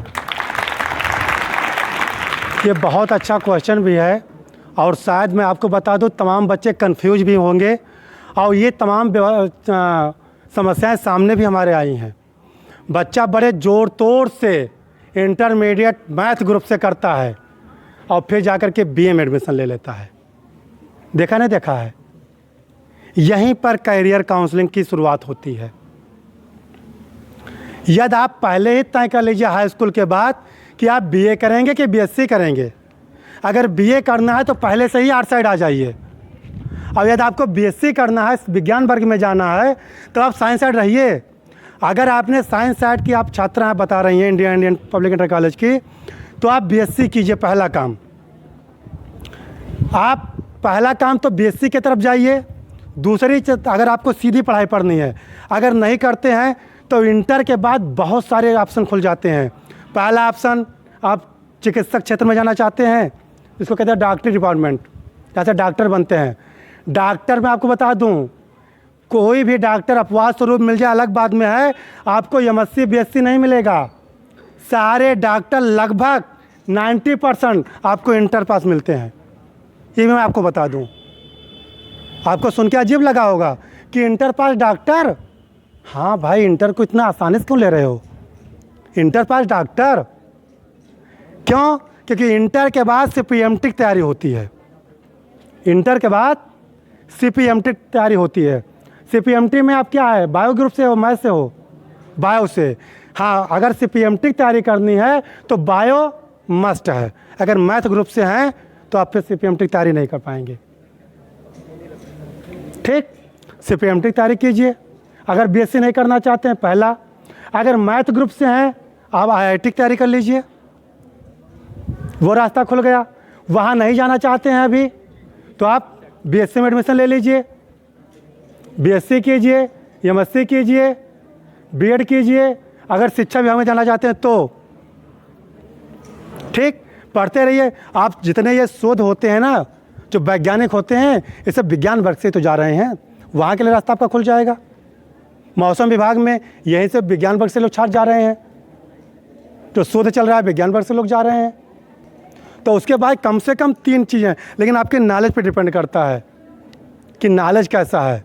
एक चीज़ जानिए, ए लड़के पीछे, एक चीज़ ज़रूर ध्यान रखिए कि जब तक आपकी सोच बड़ी नहीं होगी, इसी में आपको बता दूं कि अगर जीवन में सफलता पाना चाहते हो तो 2 काम कर लो, सोच ज़रूर बड़ा रखो। जैसे मैं एग्जांपल बता दूं कि आपके सामने एक नाली है और नाली की चौड़ाई कितनी है? 2 फुट। 2 फुट। और आपके दोनों जब एक पैर आगे बढ़ाते हो तो जो जिसको कसी कहते हैं गांव भाषा में, और शायद इसके बीच की दूरी होती है 3 फीट। क्यों त्रिपाठी जी? ठीक, दोनों जब हम चलते हैं तो पैर के बीच की दूरी कितनी है? शायद आई थिंक 3 फीट। और नाली कितनी है? 2 फीट। और आपको क्रॉस करना है तो आप क्या करोगे? कुछ सोचोगे? कुछ नहीं सोचोगे, क्योंकि आपको ये पता है कि 2 फीट की नाली है, 3 फीट का पैर है, आराम से क्रॉस हो जाएगा, नो प्रॉब्लम। सही है। लेकिन यदि नदी है, आपको पैदल जाना है, तब क्या करोगे? तब क्या करोगे? जैसे सामने नदी नजर आएगी, उसी तुरंत आपका दिमाग सोचना शुरू कर देता है। क्यों? टारगेट बड़ा है। केवल टारगेट को देख लो, आपका काम है देखना, करेगा तो ये है ही है। जैसे आपने देखा कि सामने नदी है, टारगेट बड़ा हो जाएगा, सोचना शुरू कर देगा। आपने क्या किया? ये नाव कैसे पार करें, ये नदी कैसे पार करेंगे? अपने मित्रों से बात किया, भाई कैसे पार, बहुत बड़ा टारगेट है। मित्र कहा चलो हम नाव की व्यवस्था करते हैं।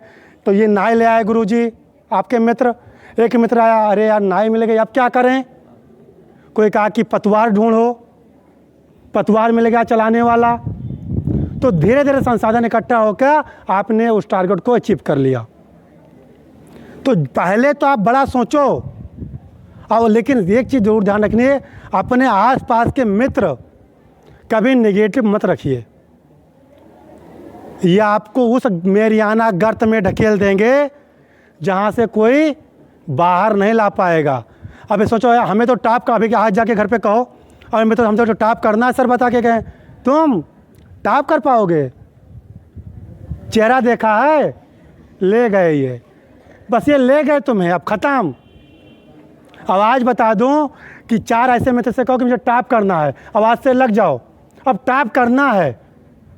अगर सेकंड डिवीजन पास होने की क्षमता आज है और टॉप के लिए सोचने लगे, कल फर्स्ट डिवीज़न पास हो जाओगे, केवल सोचने से ही पास हो जाओगे। लेकिन हम क्या करते हैं, कमी ढूंढते हैं।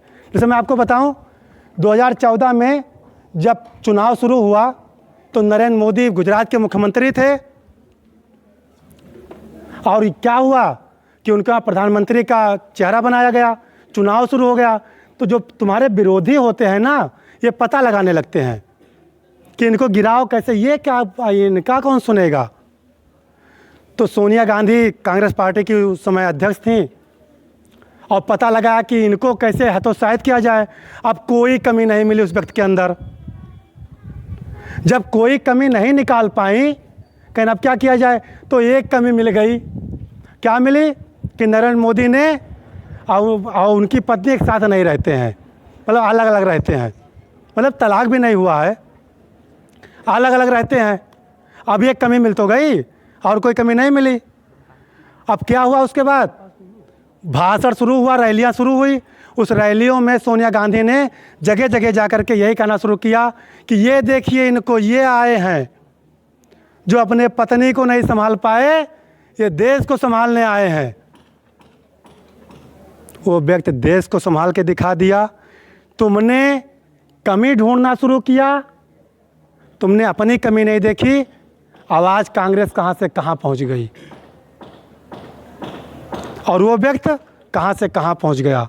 ये उदाहरण उनके लिए है कि यदि आप ऐसे लोगों के साथ रहोगे जो केवल आपको नीचा दिखाने का प्रयास करेंगे, हतोत्साहित करने का प्रयास करेंगे, उत्साहित नहीं करेंगे, तो आप सफल कभी नहीं हो सकते हो।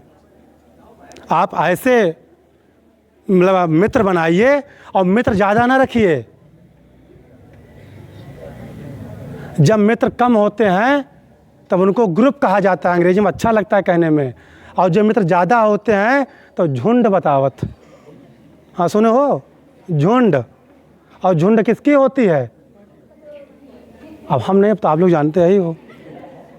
कुत्तों की, भेड़ियों की, गधों की, इनकी झुंड होती है। तो झुंड से बाहर निकलो, अच्छे लोगों की ग्रुप बनाओ, और ग्रुप में डिस्कस करो। थ्योरी पढ़ने से ज़्यादा प्रैक्टिकल पर प्रयास करो। उस पर प्रयास करोगे, सफलता अच्छे से मिलेगी, क्योंकि जब आप डिस्कस करते हो ना तो याद होती है। ठीक, बस। और कोई इस पर कोई क्वेश्चन?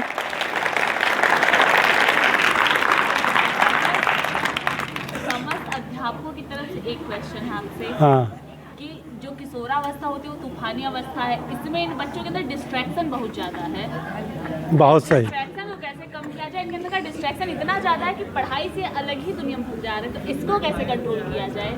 चलिए, बहुत अच्छा। सब अध्यापकों ने भी ताली बजाते, सब लोग बैठे हैं एक साथ में, और काफ़ी समय आप लोगों ने दिया है, और क्वेश्चन भी बहुत मार्मिक उठ गया है। जो आर्ट्स से फार्स पर और फार्स से आर्ट्स पर पहुंचा सकता है, ये आज के माहौल में बहुत ज़रूरी है। क्योंकि पूरे विश्व में भारत एक ऐसा देश है जहां 28 पॉइंट कुछ % युवा निवास करते हैं। कितने %? लड़कियां पीछे ध्यान रखेंगी, ज़्यादातर डिस्ट्रैक्शन इन्हीं से होता है। ये बहुत आप लोगों को क्या करती हैं, डिस्टर्ब करती हैं। लड़के ध्यान रखो, यह अग्नि है, अग्नि।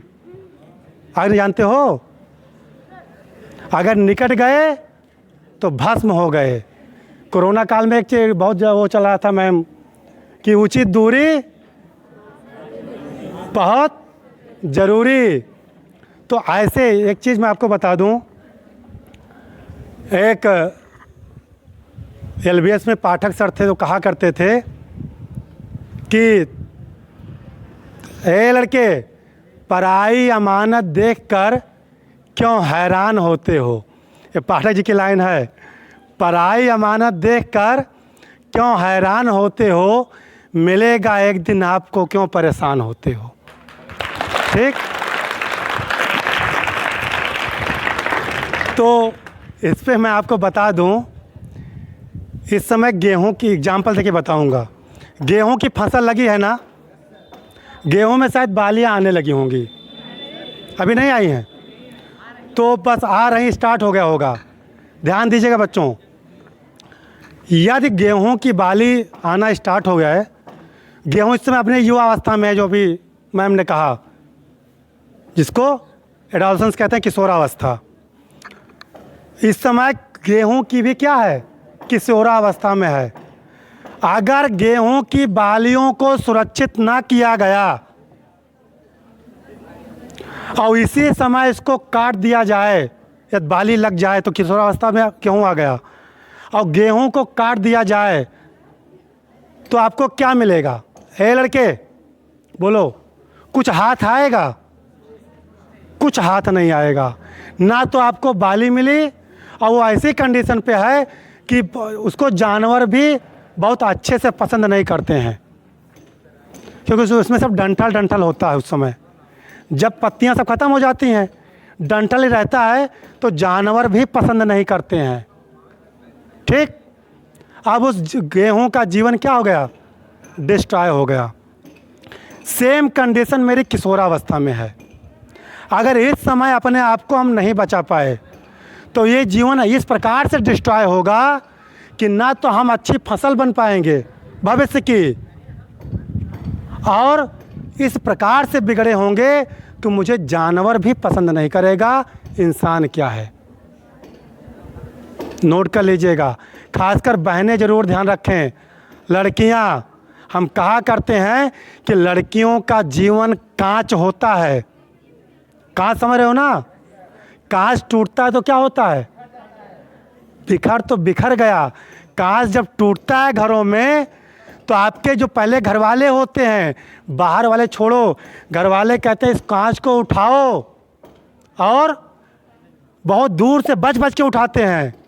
कल्पना करना तुम हो, अगर तुमने गलती किया, हमने अभी एक लाइन को बोला था कि आपके नादानी से खानदान गिरता है, और जब ये टूटता है तब लोग क्या करते हैं, इसको किसी प्रकार से गत्ते या किसी में भरते हैं, और फिर मुंह से कहते हैं क्या है, इसको लेके जाओ और कहीं दूर फेंक के आओ, क्योंकि ये टूटने के बाद भी चुभ सकता है।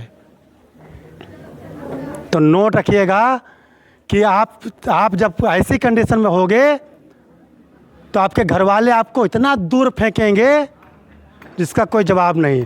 और इससे अलग क्या होगा, ये सब आपके ब्रेकर, रोड पे ब्रेकर देखे हो, ये क्या है? ये ब्रेकर है। ये क्या है? ब्रेकर है। ठीक, और इस ब्रेकर में अगर आपने अपने आप को रोका नहीं तो एक्सीडेंट संभव है। ठीक, समय ज़्यादा हो रहा है, फिर कभी मिलेंगे। बहुत बहुत धन्यवाद। जय हिंद, जय भारत।